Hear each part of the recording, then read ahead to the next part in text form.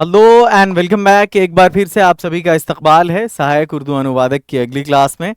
ये है class number 4 और हर क्लास की तरह ये क्लास भी 4 हिस्सों पर मुश्तमिल है। तो चलिए आज के इस क्लास का आगाज करते हैं। उम्मीद है कि आपने पिछले 3 दिनों की जो क्लासेस हैं उसमें वोकैबुलरी, ट्रांसलेशन, उर्दू ग्रामर और जनरल नॉलेज, ये जो 4 हिस्से में बटी हुई मेरी क्लास है, इन चारों पोर्शन को आपने कंप्लीट कर लिया होगा। आपने पीडीएफ को भी गो थ्रू किया होगा, उसको पूरा आपने देखा होगा, अजबर कर लिया होगा। टेस्ट देकर आपने पूरी तरह से अपने आप को उसमें आपका एक्सपर्टीज हो जाना चाहिए हर एक पार्ट में, क्योंकि मेरी एक वीडियो एक किताब के बराबर है। ये जो अभी सहायक उर्दू अनुवादक की क्लासेस ले रहा हूं मैं, लगभग 2 घंटे की एक वीडियो होती है और 4 पार्ट्स होते हैं। इसी तरह पूरी 60 क्लासेस के एंड होते होते मुझे इस बात का यकीन है कि आप लोग तीनों जबान में माहिर हो जाएंगे। इसकी पूरी गारंटी। ये जॉब तो एक सेकेंडरी चीज है, उससे पहले आप इन लैंग्वेजेस में जो हिंदी, इंग्लिश और उर्दू है, इसमें आपका एक्सपर्टीज होगा, इस बात की गारंटी है। और एक चीज और मैं आपको बताना चाहता हूं कि मैं इंग्लिश स्पीकिंग का कोर्स भी कराता हूं। अगर आपको कुछ भी नहीं आता, सिर्फ आप एबीसीडी जानते हैं अंग्रेजी में, तो लिंगो नाम का मेरा एक यूट्यूब चैनल भी है। आप यूट्यूब पर भी विजिट करके देख सकते हैं, और एप्लीकेशन भी है लिंगो नाम का। जिस तरह से okay English academy app install करके आप ये कोर्स कर रहे होंगे, आप जब लिंगो ऐप को इंस्टॉल करेंगे तो आपको डायमंड स्पीकिंग कोर्स दिखेगा उस ऐप पर। 399 फीस है आपकी, लेकिन आप लोगों का चूंकि बैकग्राउंड मदरसे का है, आपके लिए कुछ और डिस्काउंट भी मिल सकता है अगर आप ये अफोर्ड ना कर पाए तो। हालांकि 499 फीस रहती है, 4 महीने का कोर्स है, आपके लिए उसमें एडिशनल डिस्काउंट है। तो आप इस कोर्स से जरूर जुड़ें। कोई प्रॉब्लम हो तो आप अच्छा, एक नंबर भी है, अगर आपके पास वो नंबर नहीं है तो वो नंबर मैं दे दूं, 76350।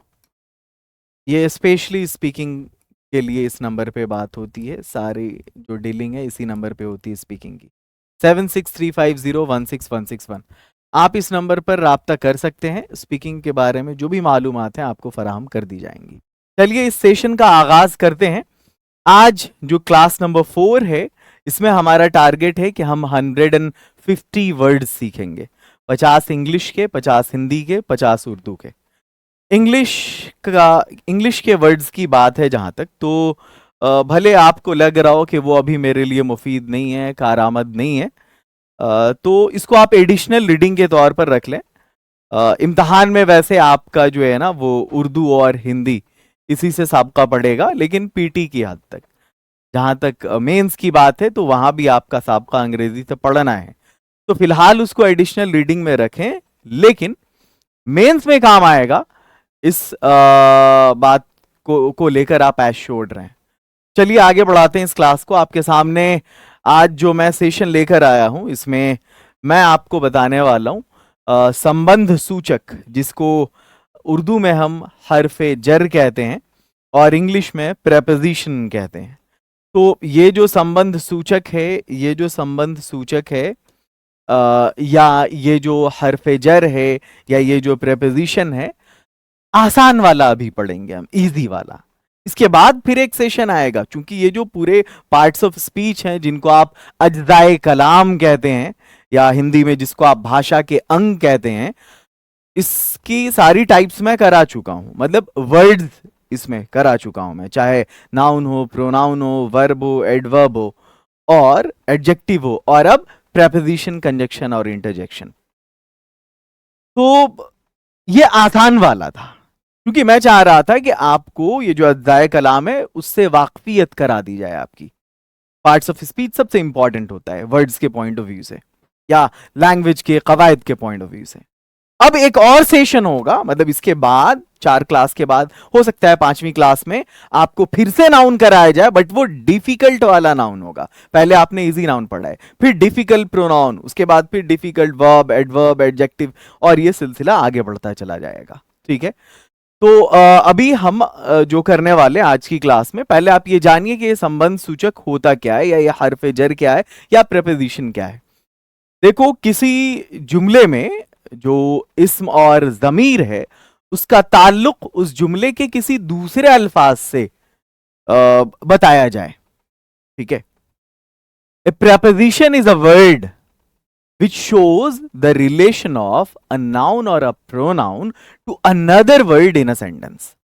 ठीक है, जहां तक इसकी बात है, संयोजक की बात है, जिसको आप हर्फ आत्फ कहते हैं, कंजक्शन कहते हैं। तो ये जो कंजक्शन है ये जोड़ता है, इट कनेक्ट्स। किन चीजों को जोड़ता है? तो ये जोड़ता है दो लफ्जों को जोड़ता है। It connects words. ये जोड़ता है फिक्रों को, मीन्स वाक्यांशों को, मीन्स फ्रेजेस को।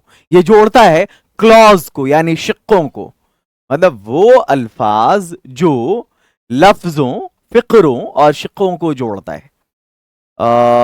और जहां तक इसकी बात है विस्मयादी बोधक की, इंटरजेक्शन की, तो यहां पर एक लफ्ज है यकायक। ये याद रखेंगे, मीन्स सडनली, अब्रप्टली, अचानक।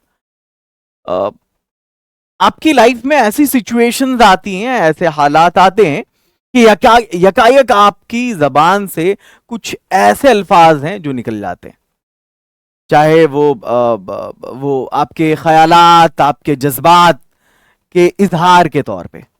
जैसे बहुत ज्यादा खुश हो तो बंदा क्या बोलता है? हुर्रा या ब्रावो, शाबाश। ये जो चीजें हैं, कांटा चुभा, उफ। या आप बैटिंग कर रहे हैं, ऐसा लग रहा था इस बॉल पे छक्का जाना था, मिस हो गया, शिट। ये जो अल्फाज है ना, ये इंटरजेक्शन कहलाते हैं। तो अच्छा, हाँ, इसका मैंने एक चार्ट भी बना रखा है आपके लिए, बड़ा खूबसूरत सा, कि अगर आपको जानना है कि ये प्रेपोजिशन क्या है या हर्फ जर क्या है, तो तारीफ, वो लफ्ज जो किसी इस्म या जमीर का ताल्लुक जुमले के दूसरे अल्फाज से जाहिर करता है, जैसे पर, साथ, बगैर, दरमियान, पीछे, on, with, without, between, behind. बहुत खूबसूरत प्रेजेंटेशन बनवाता हूं मैं आपके लिए। एक एक क्लास के लिए मुझे कई दिन मेहनत करना पड़ता है, अपनी टीम से करवाना पड़ता है कि मुझे ऐसे चाहिए डिजाइन, ये प्रेजेंटेशन चाहिए। कंजक्शन, जिसको हर्फ आत्फ कहते हैं, जो लफ्जों, फिक्रों और शिक्कों को जोड़ता है।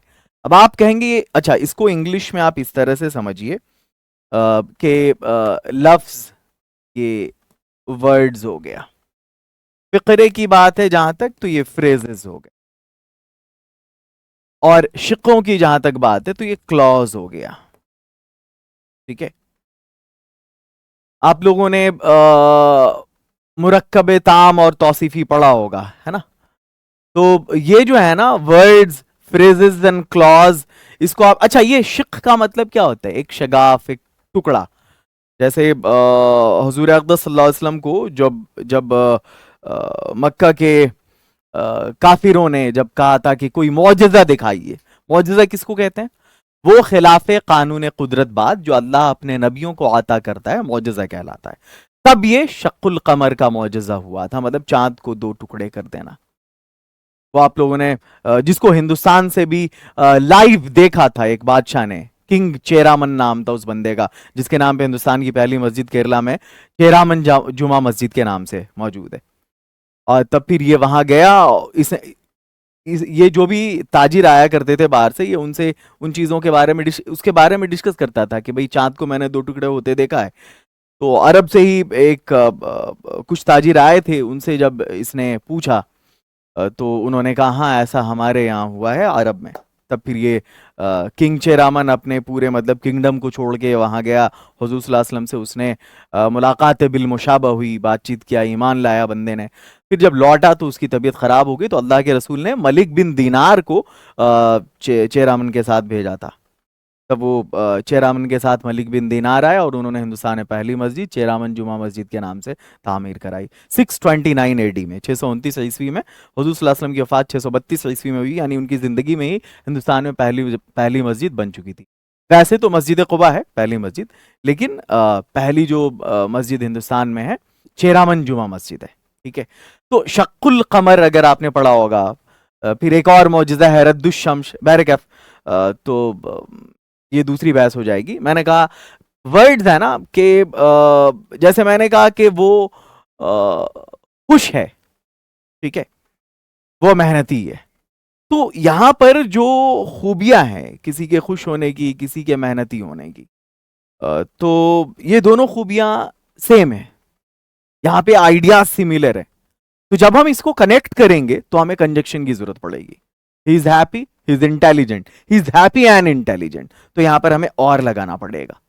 और जब दो मुखालिफ आइडियाज हो, ठीक है, कॉन्ट्रास्ट कर रहा हो आइडिया, जैसे वो अमीर है वो उदास है, अब यहां पर कंजक्शन की जरूरत पड़ेगी। He is rich but sad, तो जो बट है ना ये कंजक्शन है। और लेकिन, या, क्योंकि, हालांकि, एंड, बट, और, बिकॉज, ऑल्दो, ये जो चीजें हैं ये हर्फ आत्फ कहलाती हैं। और ये है, अच्छा, इंटरजेक्शन। अब इसके तलफ्फुज में आप गलती नहीं करेंगे, फिजाइया नहीं, इट्स फुजाइया, ठीक है। ये जो फुजाइया है या निदाइया भी कहते हैं, निदा पुकार के लिए, इंटरजेक्शन, वो अल्फाज जो क्या बोलते हैं, यकायक आपके दिल में उठने वाले जो एहसासात, ख्यालात और जज्बात होते हैं उसके इजहार के लिए अल्फाज का इस्तेमाल होता है। अलास, आउच, उफ, शीट, बुलशीट, ये जो ब्रावो, वेल डन, ये जो सारे वर्ड्स हैं ये इंग्लिश के हैं, ये सब ये इंटरजेक्शन कहलाते हैं। उर्दू में वाह, अफसोस, छी, शाबाश। जहां तक वर्ड्स की बात है, अल्फाज की बात है, तो मैं आपको ऐसे दसियों वर्ड्स दे सकता हूं एक टॉपिक में। हिंदी में अगर बात करें तो में, पर, नीचे, ऊपर, ये मैं अभी प्रेपोजिशन की बात कर रहा हूं, संबंध सूचक की बात कर रहा हूं, हर्फ जर की बात कर रहा हूं। में, पर, नीचे, ऊपर, पास, साथ, बिना, बीच, सामने, पीछे। मुझे लगता है इसमें से कोई ऐसा वर्ड नहीं है जिसका आप उर्दू नहीं बना सकते, सेम होता है। में, पर, नीचे, नीचे, ऊपर, ऊपर, पास, पास, साथ, साथ, बिना, बगैर, बीच, दरमियान, सामने, सामने, पीछे, पीछे। इंग्लिश की जहां तक बात है, में, इन, पर, ऑन, नीचे, अंडर, और भी बहुत सारा वर्ड होता है ना, अंडर, बिलो, है ना, डाउन, बीनीथ, अंडरनीथ। अब एक को मैं एक्सप्लेन करूंगा इंग्लिश में तो बहुत ज्यादा हो जाएगा, ठीक है, बट ये मेरी अपनी लैंग्वेज है, वो बल्कि पांचों, English, Hindi, Urdu, Arabic and Persian, और मैथिली थोड़ी थोड़ी जानता हूं कि इस रीजन से बिलोंग करता हूं, 7वीं लैंग्वेज सीख रहा हूं। चलो, तो ये जो है ना, in, on, under, over, above, near, with, without, between, in front of, behind, ये जो चीजें हैं, ये जो सारे वर्ड्स हैं, ये आप बस देख लें एक बार, मेंस में जरूरत पड़ेगी इसकी। जहां तक इसकी बात है, क्या बोलते हैं, कोई बहुत ये रॉकेट साइंस है नहीं, कोई डिफिकल्ट वर्ड्स है नहीं जो आपको इसको प्रैक्टिस करनी पड़ेगी, ये सारे वर्ड्स आप पहले से जानते हैं।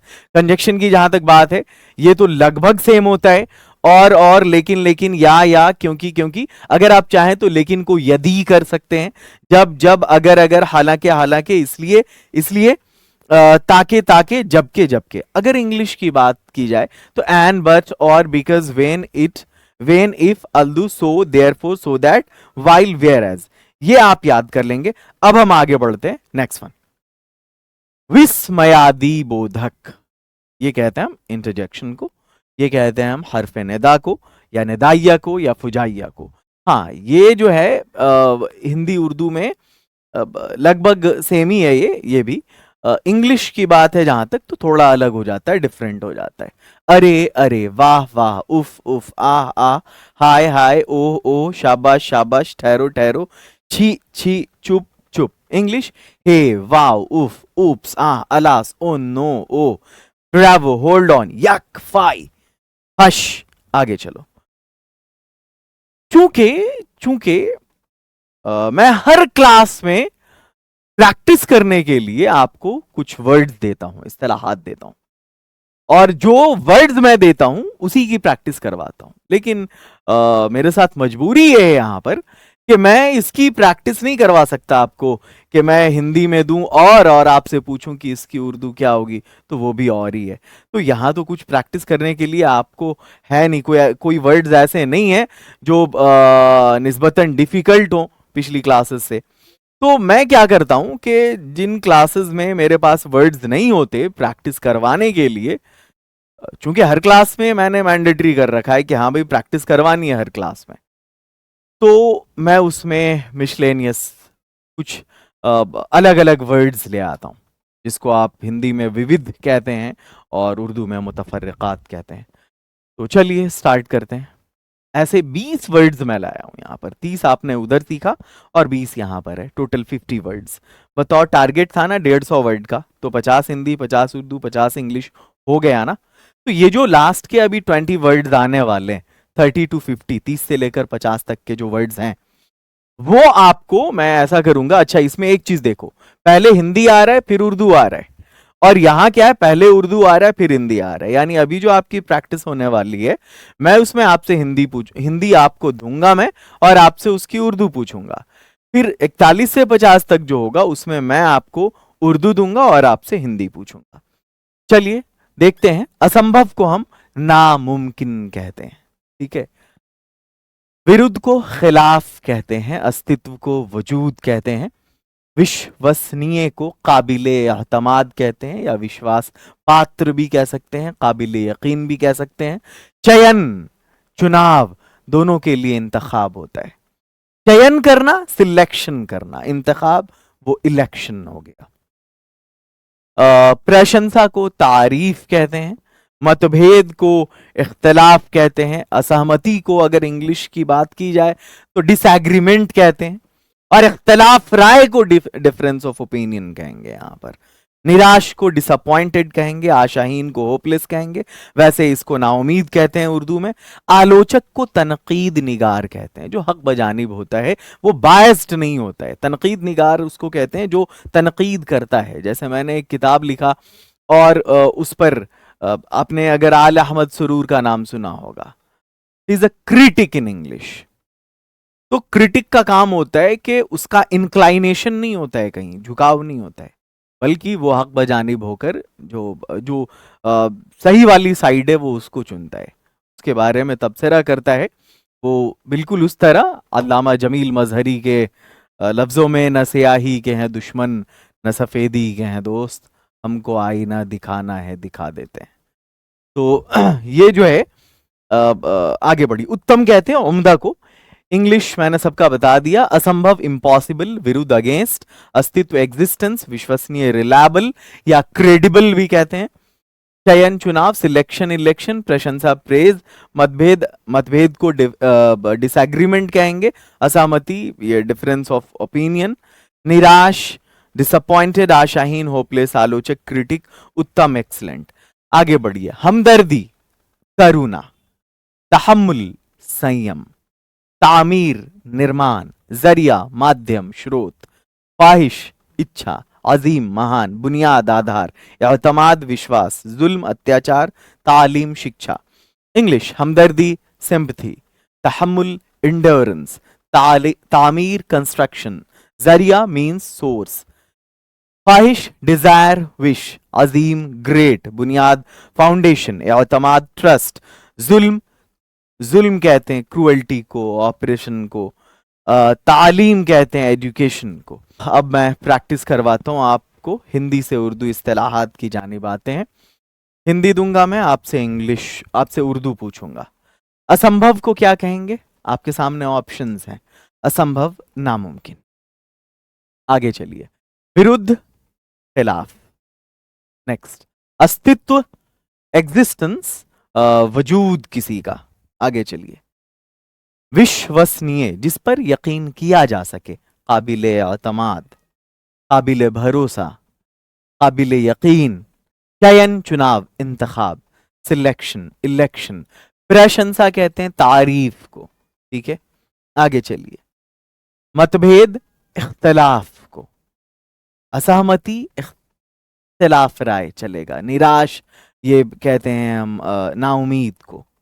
आगे चलिए। आलोचक तनकीद निगार को।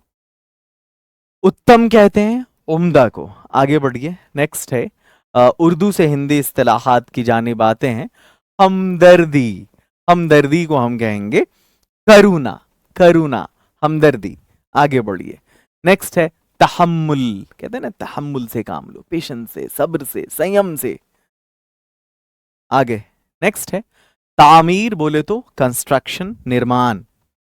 जरिया कहते हैं माध्यम को, स्रोत को। ख्वाहिश कहते हैं इच्छा को। आगे बढ़िए। अजीम कहते हैं हम महान को। नेक्स्ट है बुनियाद, फाउंडेशन, आधार। मकान बनाते वहां भी उसकी नींव होती है, दैट्स ऑल्सो फाउंडेशन, आधार। आपको अंग्रेजी सीखनी है तो पूछते हैं ना भाई इसका फाउंडेशन क्या है, तो वोकैबलरी आप कमांड करिए। लेकिन अब ये पुराना सिस्टम था कि वोकैबलरी कमांड करिए। उसके चक्कर में हमने भी बचपन में वो वालिद साहब ने एक डिक्शनरी ला के दिया था। अब क्या करते थे कि एक डायरी में ए से लेकर जितने वर्ड्स हैं वो सारे हमने लिख लिए और फिर उसको याद करना शुरू किया। ये सिस्टम होता है, ये सिस्टम था बचपन में जो जहन में था। लेकिन अभी सही तरीका क्या है कि आप थोड़ा वर्ड सीखिए, थोड़ा सा ग्रामर आप सीखिए और पूरी प्रैक्टिस करिए। थोड़ा वर्ड, थोड़ा ग्रामर, पूरी प्रैक्टिस, यही फंडा है। और तमाद है, हम लोग क्या करते थे बचपन में कि वो नेस्फील्ड की ग्रामर आती थी उस जमाने में। ये उसके बाद फिर वो केपी ठाकुर, हाँ वो भी बहुत पॉपुलर था बंदा उस जमाने में।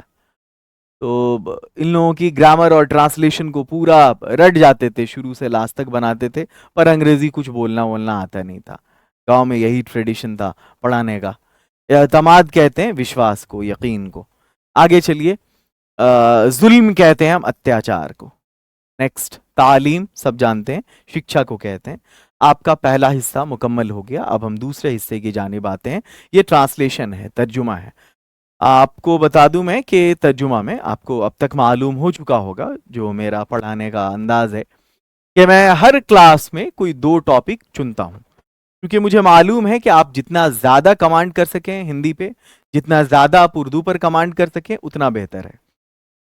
रोजाना अखबार का मुताला जरूर करें, अब चाहे वो उर्दू का अखबार हो या हिंदी का कोई समाचार पत्र हो, आप उसको जरूर पढ़ें। या कोई ऐसा वेब पोर्टल है तो आप उसको, ऐप अगर कोई है तो उसको डाउनलोड कर लें आप। जैसे एक ऐप है इन शॉर्ट,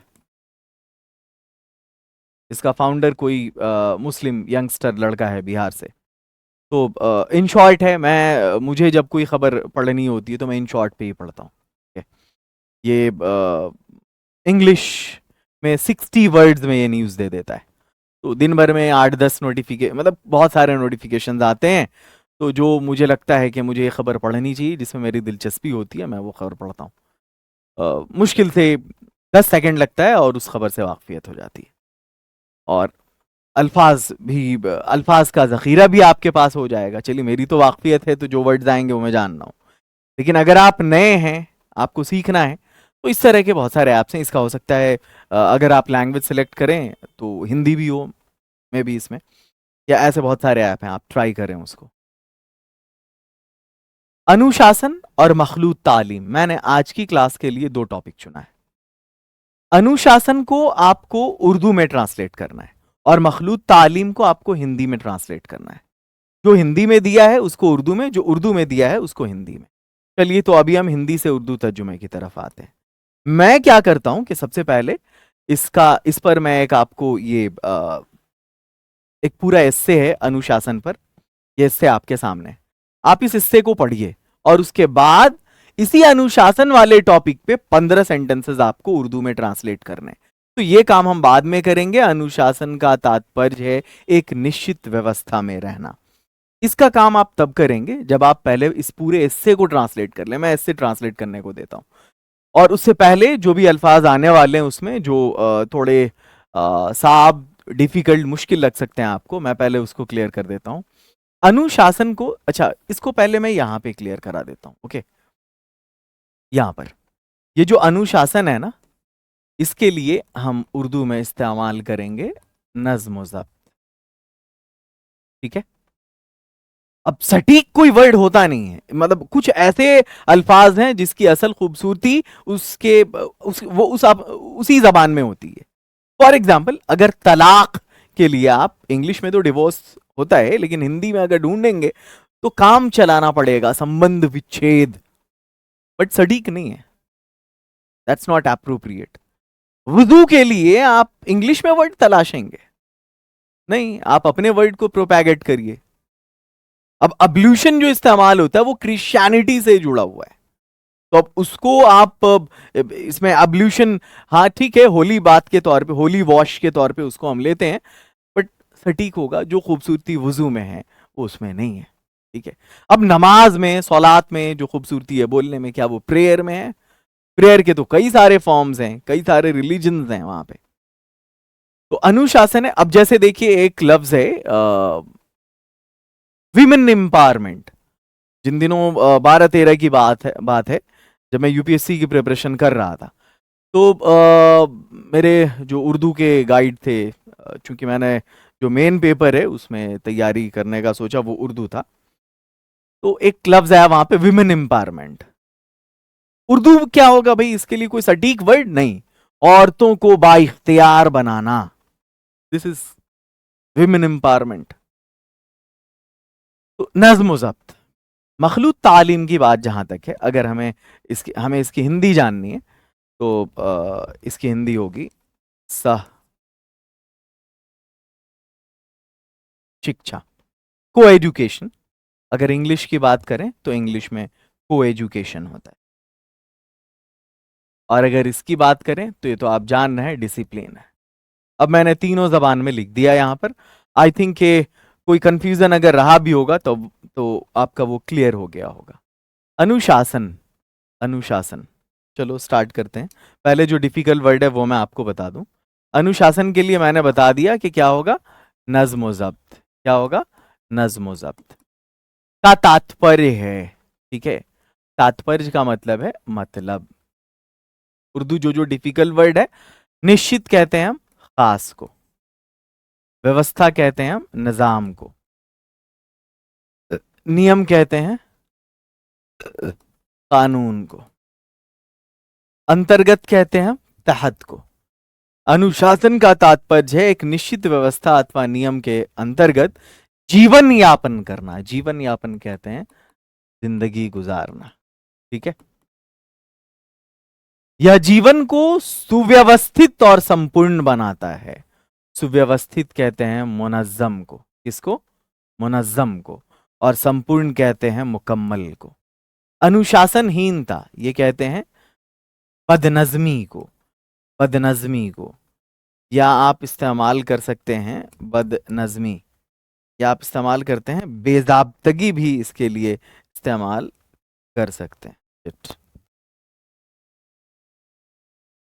हाँ, या आप इसके लिए बेज़ाब्तगी भी इस्तेमाल कर सकते हैं। बाधक है, बाधक कहते हैं मान्या को, मान्या यानी रुकावट। आगे चलिए, नेक्स्ट है व्यक्तिगत विकास, है ना। व्यक्तिगत कहते हैं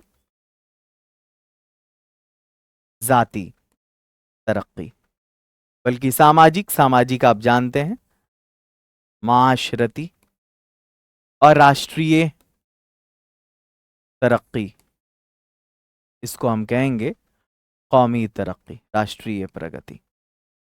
इसको मैं अभी ट्रांसलेट नहीं करवाऊंगा आपको, जब ये पूरा हो जाएगा उसके बाद मैं ट्रांसलेट करवाऊंगा। पहले जो अल्फाज यहां पर हैं उसको मैं क्लियर कर देता हूं।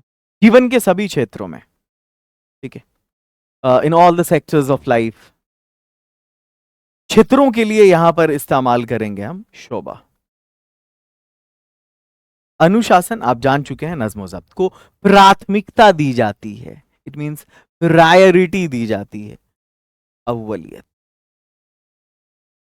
दी गई है। विद्यार्थियों में यानी तलबा में संयम यानी तहम्मुल, तहम्मुल, और आत्म नियंत्रण, आत्म नियंत्रण कहते हैं ज़ब्त नफ्स को। जैसे गुणों का संचार करना, इट मीन्स के उसको फरोग देना, यहां पर एक तरह फरोग देना अनुशासन से ही संभव है, यानी मुमकिन है। एक अनुशासित व्यक्ति यानी नज्म ज़ब्त का पाबंद इंसान, नज्म ज़ब्त का पाबंद, ज़ब्त का पाबंद, पाबंद समय का सदुपयोग करता है। सदुपयोग कहते हैं किसी भी चीज को यूटिलाइज करना, यानी उसका मुस्बत इस्तेमाल करना, यानी उसका सही इस्तेमाल करना। तो यहां पर हो जाएगा सही इस्तेमाल, यानी मुस्बत इस्तेमाल भी आप यूज कर सकते हैं, ठीक है। ये ठीक यार, चलो समझो ये इस्तेमाल है। और अपने उद्देश्य में, और अपने उद्देश्य में सफल होता है। उद्देश्य कहते हैं मकसद को, सफल कहते हैं हम कामयाब को। तो जितने भी वर्ड्स हो सकते थे डिफिकल्ट, मैंने उसको यहां पर आपको उसका जो उर्दू इस्तिलाह है उसकी मैंने बता दिया है। अनुशासन के दो प्रकार हैं, यानी इसकी दो किस्में हैं। There are two types of discipline. आंतरिक अनुशासन, आंतरिक का मतलब है इंटरनल यानी अंदरूनी, और बाहम यानी बाहरी, जिसको बैरूनी कहते हैं, ठीक है, एक्सटर्नल कहते हैं इंग्लिश में। किसी सभा में, सभा कहते हैं मजलिस को, जलसा को, अंजुमन को, शांत रहना। पंक्ति में, पंक्ति कहते हैं क्यू को, कतार को, इंग्लिश में क्यू यू ई यू ई। क्रम कहते हैं तरतीब को, क्रम कहते हैं तरतीब को।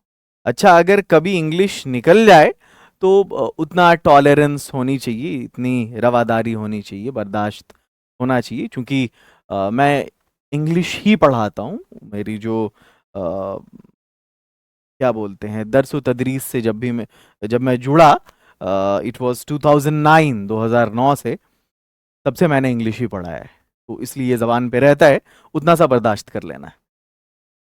तथा चूंकि जब कोई वर्ड आएगा, चाहे हिंदी का है या उर्दू का है, तो पहले जो वर्ड मेरे जहन में आता है वो उसकी इंग्लिश आती है। मैंने अरबी भी सीखा है तो वो इंग्लिश के वजन पे सीखा है। मैंने उर्दू से नहीं सीखा या हिंदी से नहीं सीखा, मैंने उसको इंग्लिश से सीखा है। ये आप लोगों ने दक्तूर Abdul Rahman, sorry, doctor V Abdul Rahim का नाम सुना होगा। मैंने इस बुक से अरबी सीखा है, मदीना अरबिक रीडर। ये डॉक्टर वी अब्दुल रहीम की लिखी हुई है, वी अब्दुल रहीम। 8 जिल्दों पर मुश्तमिल है, मैंने ये पांचों पढ़ा है। बेसिक वो मिनहाजुल अरबिया से पढ़ा था, उसके 5 हिस्से थे। कोई मैंने मदरसे में नहीं पढ़ा, ये खुद से मैंने सीखा है उसको। और वो क्या बोलते हैं, क़ससुन नबीन, बड़ी अच्छी बुक है उनकी, अली मियां नदवी की, तो वो सीखा है। चलो, तथा संबंधित संस्थान, संबंधित का मतलब है जो उससे जुड़ा हुआ, मुताल्लिका, है ना, मुताल्लिका। संस्थान कहते हैं इदारा को। और देश के नियमों का, कानून का पालन करना, पालन करना मतलब उस पर अमल करना। वाम अनुशासन के रूप हैं, है ना, उसकी शक्लें हैं, रूप शक्ल को कहते हैं। चलो, आंतरिक अनुशासन का अर्थ है अपनी इंद्रियों को, अपने हवास को और मन को, मन यानी दिमाग को नियंत्रण में यानी काबू में रखना। चलो, वर्तमान, वर्तमान का मतलब होता है मौजूदा, मौजूदा, मौजूदा, मौजूदा, ठीक है। भौतिकवादी कहते हैं मादा परस्ती, ठीक है। युग में, दौर में अनुशासन की प्रासंगिकता, प्रासंगिकता कहते हैं किसी भी चीज का रेलेवेंट होना, यानी मुताबिकत या मुनासिबत, ये इस्तेमाल कर सकते हैं आप। और ज्यादा बढ़ जाती है यदि समाज को हम नैतिक पतन, नैतिक पतन कहते हैं अखलाकी जवाल को। इसको अखलाकी जवाल, बुहरान भी कह सकते हैं। चलो, से बचाना चाहते हैं, या अपने देश को एक विकसित देश, विकसित देश, मैंने आप लोगों को एक दिन बताया था कि विकसित देश और विकासशील देश, इसको हम उर्दू में क्या कहते हैं। विकसित देश जो तरक्की कर चुका है उसको हम कहते हैं तरक्की याफ्ता मुल्क, और जो विकासशील है उसको हम कहते हैं तरक्की पजीर, ठीक है। ये इंग्लिश में डेवलप्ड और डेवलपिंग ये कहलाता है। तो ये जो विकसित है इसको हम कहेंगे तरक्की याफ्ता। क्या? तरक्की, तरक्की याफ्ता, तरक्की याफ्ता। आगे बढ़ते हैं। कोई विकसित देश की श्रेणी में, श्रेणी कहते हैं सफ में देखना चाहते हैं तो हमें अनुशासनहीनता को त्यागना होगा, उसको छोड़ना होगा, उसको खैर आबाद कहना होगा, क्योंकि अनुशासन ही देश की उन्नति की यानी तरक्की की पहली सीढ़ी है। एक संपूर्ण, संपूर्ण किसको कहते हैं? मुकम्मल। सशक्त कहते हैं मजबूत, ठीक है, पावरफुल। और सभ्य यानी सिविलाइज्ड यानी मुहज्जब, मुहज्जब। माशरे की कल्पना, कल्पना कहते हैं तसव्वुर को। तसव्वुर अनुशासन के बिना गैर मुमकिन है, नामुमकिन है, ठीक है। चलो, अब आप इसको आराम से ट्रांसलेट कर सकते हैं।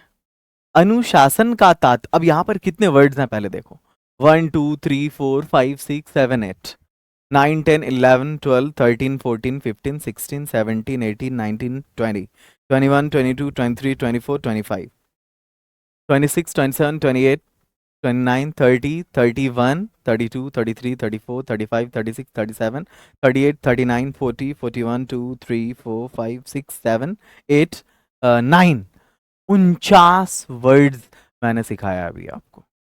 उसके इंग्लिश एक और अगर मैं किसी का लिख दूं तो वो हो जाएगा, युग को दौर बोलते हैं। चलो 50 वर्ड्स, 150 वर्ड वहां पर सीखा, 50 यहां पर सीख रहे, 50 हिंदी में भी 50 उर्दू में भी, तो 100 और जोड़ दो। अभी ये जो इतनी देर की क्लास हुई है मैंने 250 वर्ड सिखा दिया। आगे चलिए, और फिर इसकी वजाहत के दौरान, इसके एक्सप्लेनेशन के दौरान बहुत सारा वर्ड मैंने बोला होगा। आगे चलो, अनुशासन का तात्पर्य है, यानी नज्म ज़ब्त का मतलब है एक खास निजाम या कानून के तहत जिंदगी गुजारना। ये जिंदगी को मुनज़्ज़म और मुकम्मल बनाता है। बेज़ाब्तगी या बदनज़मी न सिर्फ ज़ाती तरक्की बल्कि माशरती और कौमी तरक्की में भी मान्य है। आगे चलिए, जिंदगी के सारे शोबे में नज्म ज़ब्त को अव्वलियत दी गई है, या सभी शोबे में नज्म ज़ब्त को अव्वलियत दी गई है। तलबा में तहम्मुल और ज़ब्त नफ्स जैसी खूबियों का फरोग नज्म ज़ब्त से ही मुमकिन है। एक नज्म ज़ब्त का पाबंद इंसान वक्त का मुस्बत इस्तेमाल करता है और अपने मकसद में कामयाब होता है। नज्म ज़ब्त की दो किस्में हैं, अंदरूनी नज्म ज़ब्त और बैरूनी नज्म ज़ब्त। किसी मजलिस में या किसी अंजुमन में, जलसे में खामोश रहना, कतार में तरतीब से चलना और मुताल्लिका इदारे और मुल्क के कवानीन का पर अमल करना बैरूनी नज्म ज़ब्त की शक्लें हैं। अंदरूनी नज्म ज़ब्त का मतलब है अपने हवास और मन को काबू में रखना। आगे चलिए, या दिमाग को काबू में रखना। मौजूदा मादा परस्ती के दौर में नज्म ज़ब्त की मुसाबकत या उसकी मुनासबत या मुताबिकत और ज्यादा बढ़ जाती है।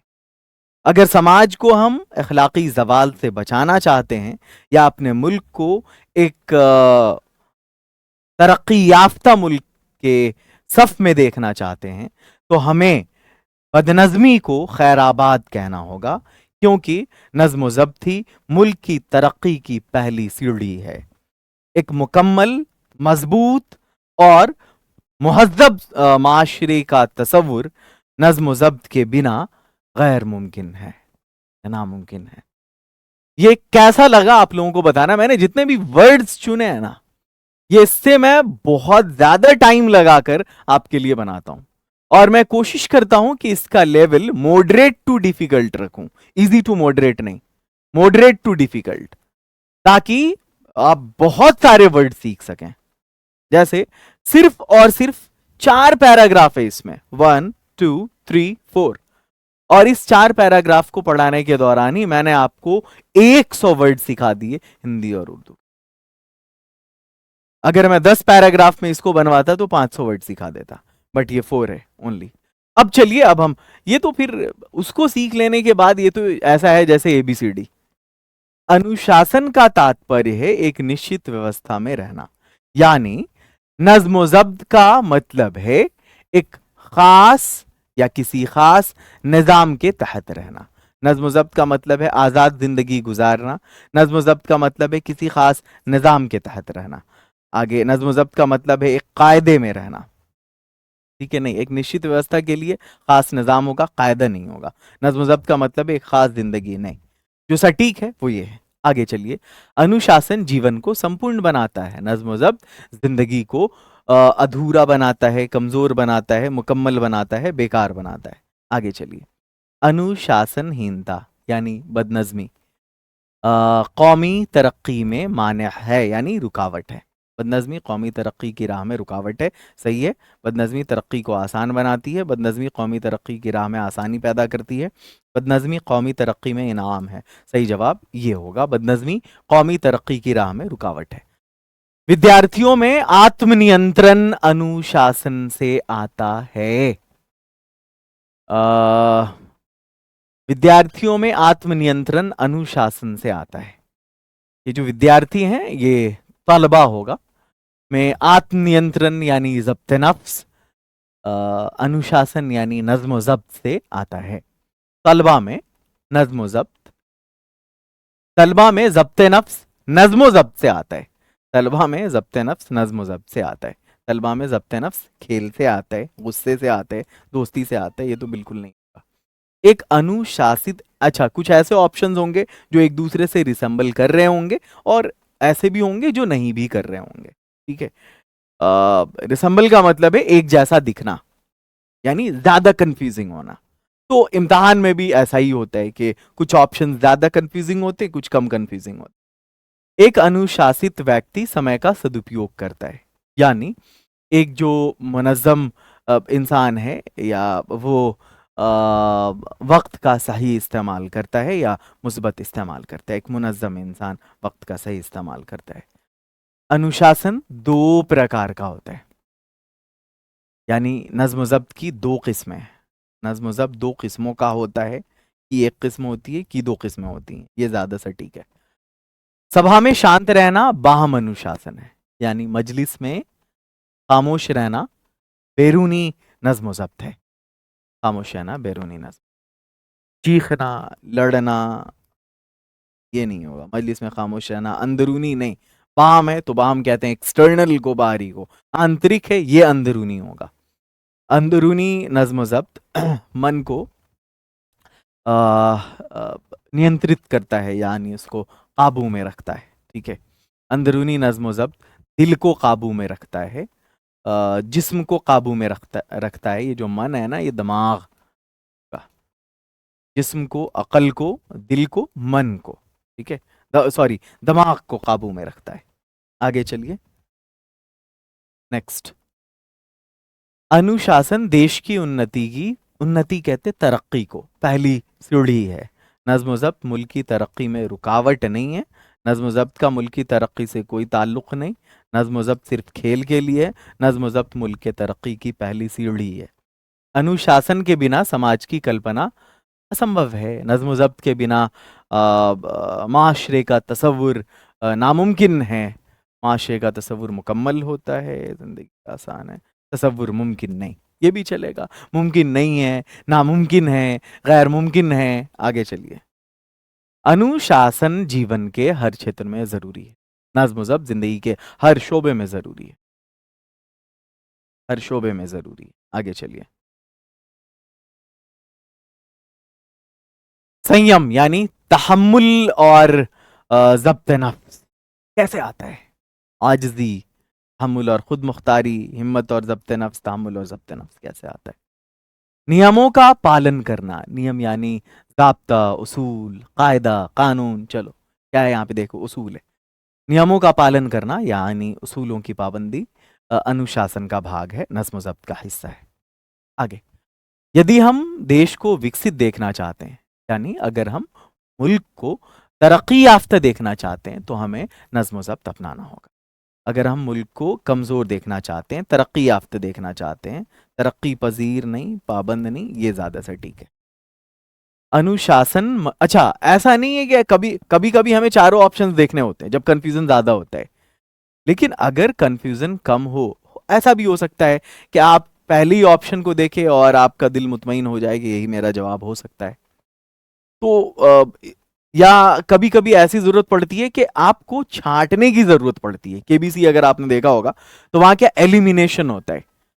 तो जब आपको जवाब नहीं समझ में आ रहा हो, तो क्योंकि मोर ऑप्शंस मोर कंफ्यूजन, जितना ज्यादा ऑप्शन होगा उतना कंफ्यूजन होगा, तो बेहतर है कि आप एलिमिनेट कर लीजिए। ये एक फंडा होता है कॉम्पिटिटिव एग्जाम्स में अपने वक्त को बचाने का या कंफ्यूजन से बचने का, गलतियां कम करने का। अनुशासन मनुष्य को सशक्त बनाता है, सशक्त कहते हैं पावरफुल, मजबूत। नज्म ज़ब्त इंसान को ताकतवर बनाता है। आगे चलिए, उर्दू से हिंदी तर्जुमे की तरफ आते हैं। तो पहले मुझे आपको इसकी हिंदी सिखानी पड़ेगी, उसके बाद आपको मुझे ये जुमले देने होंगे, तब आप उसको ट्रांसलेट करेंगे। चलिए आगाज करते हैं। मखलूत तालीम। तो मखलूत तालीम के बारे में सबसे पहले मैंने आपको पहले ही बता दिया कि इसको हम कहते हैं सह शिक्षा। मेरी हैंडराइटिंग की तरफ आप नहीं जाएंगे, वो कभी अच्छी नहीं हुई मेरी, ठीक है। यह और बात है कि गांधी ने कहा था कि अधूरी हैंडराइटिंग कम इल्मी की निशानी है। हालांकि ज़रूरी नहीं है कि मैं हर बात से मुत्तफिक हो जाऊं। मखलूत तालीम एक ऐसा निज़ाम है जिसमें लड़के और लड़कियां, एक ऐसा निज़ाम है, निज़ाम कहते हैं प्रणाली को, जिसमें लड़के और लड़कियां, इसकी क्या हिंदी होगी यार? एक ही जमात, जमात कहते हैं वर्ग को, एक ही उस्ताद यानी शिक्षक, एक ही इदारा यानी संस्थान में साथ साथ तालीम हासिल करते हैं। तालीम हासिल करना यानी शिक्षा ग्रहण करना, शिक्षा प्राप्त करना। आज के जदीद दौर में, जदीद दौर किसको बोलते हैं? यानी आधुनिक युग। आधुनिक युग में ये निजाम यानी ये प्रणाली बहुत आम बोले तो सामान्य होती जा रही है। मखलूत तालीम के कई फायदे हैं, मैं इस बात से मुत्तफिक नहीं हूं। मेरा बस चले तो सेपरेट बॉयज एंड गर्ल्स के स्कूल हो या इदारे हों, या तो मदरसा नुमा स्कूल हो या स्कूल नुमा मदरसा हो, बट सेपरेट हो, मैं इसके हक में हूँ। मखलूत तालीम के कई फायदे हैं। फायदे बोले तो लाभ, लाभ पहला फायदा है कि लड़के और लड़कियों में बाहमी एहतराम। बाहमी एहतराम का मतलब जहां तक है, बाहमी कहते हैं आपसी, परस्पर, है ना, और एहतराम कहते हैं सम्मान, और ताउन कहते हैं सहयोग को, का जज्बा, जज्बा कहते हैं भाव या भावना, जुमले के हिसाब से। इसके अलावा ये निज़ाम मुसाबकत, मुसाबकत कहते हैं यार कंपटीशन को, प्रतियोगिता को फरोग देता है, उसको बढ़ावा देता है, ठीक है? जिससे तालीम का मेयार यानी शिक्षा की गुणवत्ता या शिक्षा का स्तर, मेयार के लिए अगर हम उसके शाब्दिक अर्थ की बात करें यानी लफ्जी माने की बात करें तो स्तर ही ज्यादा बेटर होगा। लेकिन इसके कुछ नुकसानात भी हैं, नुकसान ही हैं, फायदे तो नहीं है। क्या बाज औकात, बाज औकात का मतलब होता है कभी कभी। इस निजाम में यानी इस प्रणाली में तालीमी कारकर्दगी यानी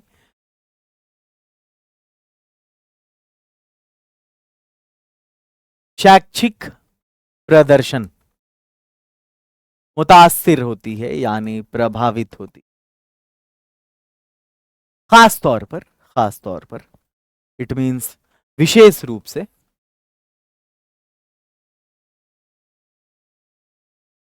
बलोगत के दौर में। बलोगत किसको कहते हैं मालूम है? उन फवाने शबाब,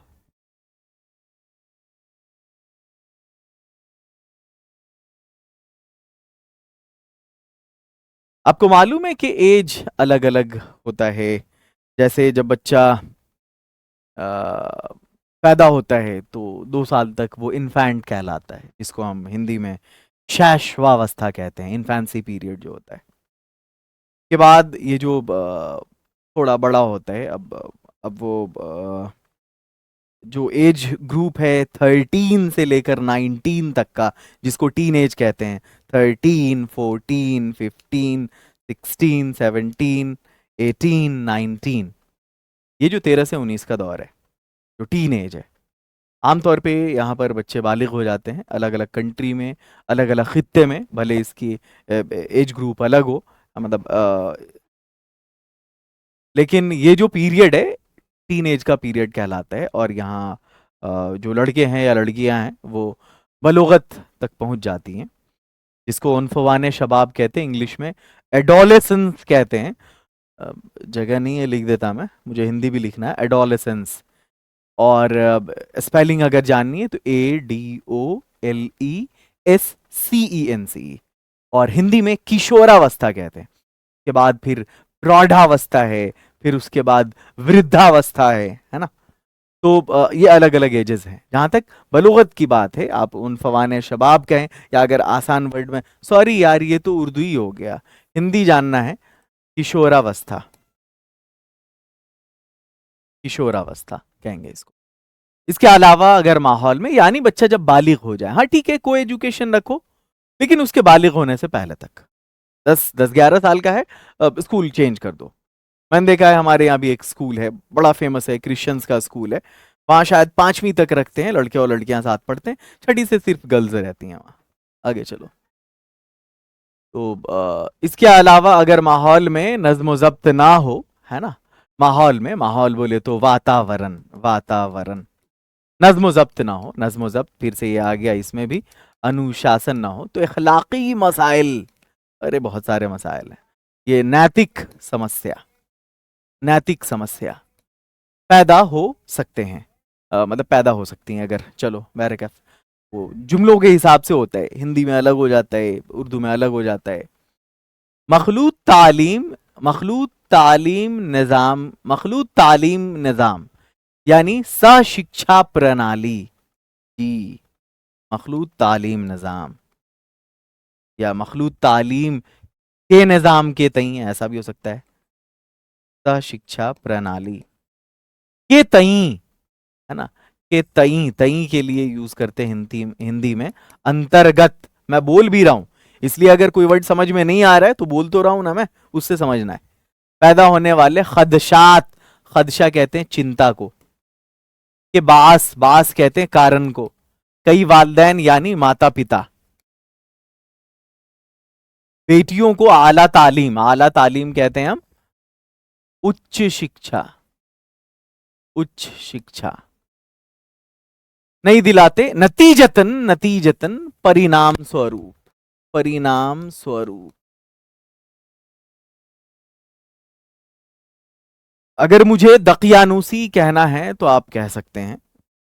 मैं ओपन माइंडेड हूं, लेकिन एक हद तक, दुनिया की सारी चीज अपने हद में खूबसूरत होती। कल एक वीडियो देखा मैंने कि एक आज के निज़ाम की पढ़ी लिखी जो लड़कियां हैं बाहर, जो हायर एजुकेशन जिन्होंने हासिल किया है, शादी होती है, उसकी शादी ज्यादा दिन नहीं टिकती है, ये ऐसा लोग देख रहे हैं आजकल अखबारों में, टीवी में, है ना, वो क्या बोलते हैं, अपने मोबाइल में, सोशल मीडियाज पे। तो एक देखा वीडियो कि वो अ, एक कपल था, वो आया और उसने घर की एक बूढ़ी को फेंक दिया और फिर वो चले गए। चादर, फिर उसने मतलब चादर तक से पूरी तरह ढक दिया, ताकि सांस भी ना ले, मर जाए। बैरक सुबह में कॉल गया पुलिस को, पुलिस जब वहां पे पहुंची तो उसने देखा कि बुढ़िया मर चुकी। बताओ, ये जो परवरदा थी आज के ही इस दौर की। तो स्कूल्स में, हालांकि सीबीएसई आईसीएसई में मोरल साइंस बचपन से पढ़ाते हैं, सरकारी वालों को मोरल साइंस नहीं पढ़ाते, समझ में आ रहा, लेकिन ये ज्यादा बेटर होते हैं उन लोगों से अखलाक के मामले में। तो जहां तक मेरी बात है, मैं इसके फेवर में हूं, बट एक लिमिट तक, ठीक है। आगे चलिए, नेक्स्ट है, नतीजतन वो तालीम से महरूम रह जाती हैं। अब आगे बढ़ते हैं। इसलिए मखलूत तालीम, अच्छा ये जो है ना, नतीजतन के लिए हम परिणाम स्वरूप भी यूज कर सकते हैं और फल स्वरूप भी यूज कर सकते हैं। महरूम के लिए वंचित वर्ड यूज होगा। इसलिए मखलूत तालीम सशिक्षा के साथ सख्त यानी कठोर नज्म ज़ब्त, नज्म ज़ब्त का मतलब है वही अनुशासन, अनुशासन, अनुशासन, ठीक है, अखलाकी तरबियत, जी हाँ, नैतिक प्रशिक्षण बहुत जरूरी है, बहुत जरूरी है। अभी तो सबसे ज्यादा जरूरी यही है, पैसा तो कोई भी कमा लेता है, और बिना पढ़े लिखे भी, बिना मैट्रिक पास किए भी बड़ी अच्छी अंग्रेजी लोग बोल लेते हैं या जबान बोल लेते हैं। इस्लामी तालीमात पर अमल करना, यानी इस्लामी शिक्षा पर, तालीमात बोले तो यहाँ पे शिक्षा पर अमल करना यानी उसका पालन करना, ये पालन है, बहुत जरूरी है। असातिज़ा को, शिक्षकों को चाहिए कि वो क्लास में, वर्ग में एक ऐसा माहौल बनाए, एक ऐसा वातावरण बनाए, एक ऐसा वातावरण बनाए जहां हर तालिब इल्म यानी हर छात्र को बराबर, यानी बराबर बोले तो समान इज्जत और आज़ादी मिले। इज्जत और आज़ादी के लिए, इज्जत और आज़ादी के लिए आप यूज करेंगे सम्मान और स्वतंत्रता। लेकिन हुदूद का, सीमा का भी ख्याल रखना, ध्यान रखा जाए, रखना जरूरी है। पर याद रखें कि मखलूत तालीम निज़ाम यानी सख्त शिक्षा प्रणाली, ऊपर बता दिया है मैंने, सिर्फ, केवल या मात्र कई कामयाब इदारे सिर्फ, हाँ, बलूगत तक मुअस्सर है। मुअस्सर का मतलब है प्रभावी, यानी काम करेगा। बलूगत यानी किशोरावस्था तक, क्योंकि कुदरत के उसूलों को, कुदरत यानी प्रकृति, प्रकृति। अरे को एजुकेशन का सबसे बड़ा नुकसान क्या है? साथ में लड़के और लड़कियां हैं, दोनों जवान हो चुके हैं। क्यों कहा जाता है इस्लाम में कि लड़कियों की शादी कम उम्र में कर दो, लड़कियों की नहीं, अपने बच्चों की शादी कम उम्र में कर दो? क्योंकि उसके बाद गुनाह शुरू हो जाता है। बाज़ाब्ता सर्वे किया जाता है कि शादी से पहले कितने प्रतिशत ऐसे हैं जो मतलब वो क्या बोलते हैं, संबंध बना चुके हैं। अब एक बात बताओ, हरामकारी तो कई सारा सर्वे आता है, 60%, 70%, ये क्या है? कयामत की निशानी है। 60-70% शादी से पहले संबंध बना चुके हैं भाई। अब बताओ, संबंध बना चुके, इट मीन्स रिलेशन में रहे। अब ये क्यों शादियां इतनी टूट रही हैं या इतने डिवोर्सेस के केसेस आ रहे हैं? आपने देखा आज मतलब शादी हुई, वो एक बड़ा पॉपुलर अभी हुआ था एक कांड जो है राजा नाम का और सोनम का, है ना, राजा सोनम वाला कांड आपने देखा। तो पहले से अफेयर्स रहते हैं, ये सब सा शिक्षा का जो है, या फिर ग्लोबलाइजेशन का, और तो लड़कों लड़कियों का साथ काम करना, लड़कों लड़कियों का साथ पढ़ना। क्रिश्चियनिटी के मैक्सिमम स्कूल्स में मैंने देखा एक चीज बड़ी अच्छी, कि वहां अलग निज़ाम होता है लड़कों का लड़कियों का, boys school and girls school, इसका निज़ाम बहुत अच्छा है, मैं इसके फेवर में हूँ। तो साथ में पढ़ेगा, देखेगा, नैन मटक्का करेगा, है ना, ये सारी चीजें। फिर उसके बाद उसके एक दूसरे के तई जो है वो अट्रैक्शन होगा, फिर उसके बाद रिलेशन होगा। अब उसकी भी शादी हुई, उसकी भी शादी हुई, दोनों की जिन दो जगहों पे शादी हुई, वो दोनों परिवार, दोनों फैमिलीज तबाह हो जाएंगी। इसलिए मैं इसके फेवर में नहीं हूँ। पैराग्राफ हाँ, क्या है? क्योंकि कुदरत के उसूलों को नजरअंदाज नहीं किया जा सकता। इस पूरे हिस्से का सबसे जो पसंदीदा लाइन है मेरी, जो मैंने लिखा है आप लोगों के लिए, वो यही है, कुदरत के उसूलों को नजरअंदाज नहीं किया जा सकता। अब यहीं पे सारी चीजें छुपी हैं। प्रकृति के नियमों को अनदेखा नहीं किया जा सकता। नियमों को नजरअंदाज यानी अनदेखा नहीं किया जा सकता। वैसे भी आज मुल्क में, यानी देश में, मुल्क में बोले तो देश में कई कामयाब इदारे ऐसे हैं, कामयाब बोले तो सफल, और इदारे बोले तो संस्थान ऐसे हैं जहां मखलूत तालीम राइज नहीं है। जी हां, प्रचलित नहीं है। राइज बोले तो प्रचलित नहीं है। अब चलिए स्टार्ट करते हैं। सशिक्षा एक ऐसी प्रणाली है जिसमें लड़के और लड़कियां एक ही वर्ग, एक ही शिक्षक और एक ही संस्थान में साथ साथ शिक्षा प्राप्त करते हैं। आज के आधुनिक युग में यह प्रणाली या शिक्षा प्रणाली बहुत सामान्य होती जा रही है। विश्व के कई विकसित विकसित तरक्की याफ्ता, फिर यहां पे था, कई विकसित देशों में यह प्रणाली वर्षों से प्रचलित है। सशिक्षा के कई लाभ हैं। पहला लाभ है कि लड़के और लड़कियों में परस्पर सम्मान और सहयोग की भावना पैदा होती है। इसके अलावा यह प्रणाली प्रतियोगिता को बढ़ावा देती है, जिससे शिक्षा का स्तर बेहतर होता है। आगे चलिए। परंतु इसके कुछ नुकसान भी हैं। कभी कभी यदा कदा इस प्रणाली में शैक्षिक प्रदर्शन प्रभावी होता है, विशेषतः किशोरावस्था के दौर में। इसके अलावा यदि वातावरण में अनुशासन न हो तो नैतिक समस्याएं उत्पन्न हो सकती हैं। पैदा बोले तो उत्पन्न हो सकती हैं। सशिक्षा प्रणाली के अंतर्गत उत्पन्न होने वाले चिंता के कारण कई माता पिता बेटियों को उच्च शिक्षा नहीं दिलाते, फलस्वरूप वे शिक्षा से वंचित रह जाती हैं। इसलिए सशिक्षा के साथ कठोर अनुशासन, नैतिक प्रशिक्षण और इस्लामी शिक्षा पर का पालन करना बहुत आवश्यक है। शिक्षकों को चाहिए कि वो वर्ग में ऐसा वातावरण बनाएं जहां हर छात्र को समान रूप से सम्मान एवं स्वतंत्रता मिले, परंतु सीमाओं का भी ध्यान रखा जाए। पर याद रखें कि सशिक्षा प्रणाली केवल किशोरावस्था तक प्रभावी है, क्योंकि मतलब किशोरावस्था की एज तक, वहां तक पहुंचने तक, क्योंकि प्रकृति के नियमों को अनदेखा नहीं किया जा सकता। वैसे भी आज विश्व में कई कामयाब संस्थान ऐसे हैं, कई सफल संस्थान ऐसे हैं जहां सशिक्षा प्रचलन में नहीं है, जहां सशिक्षा प्रचलित नहीं है। हाँ, बहुत सारे इंस्टीट्यूशंस हैं and they are on cap sheet, they are top institutions, but they are not providing co-education. वहां अलग अलग मतलब बॉयज एंड गर्ल्स अलग अलग पढ़ रहे हैं। आगे चलते हैं।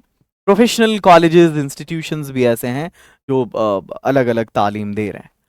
मखलूत तालीम एक ऐसा निज़ाम है जिसमें लड़के और लड़कियां एक ही जमात में पढ़ते हैं।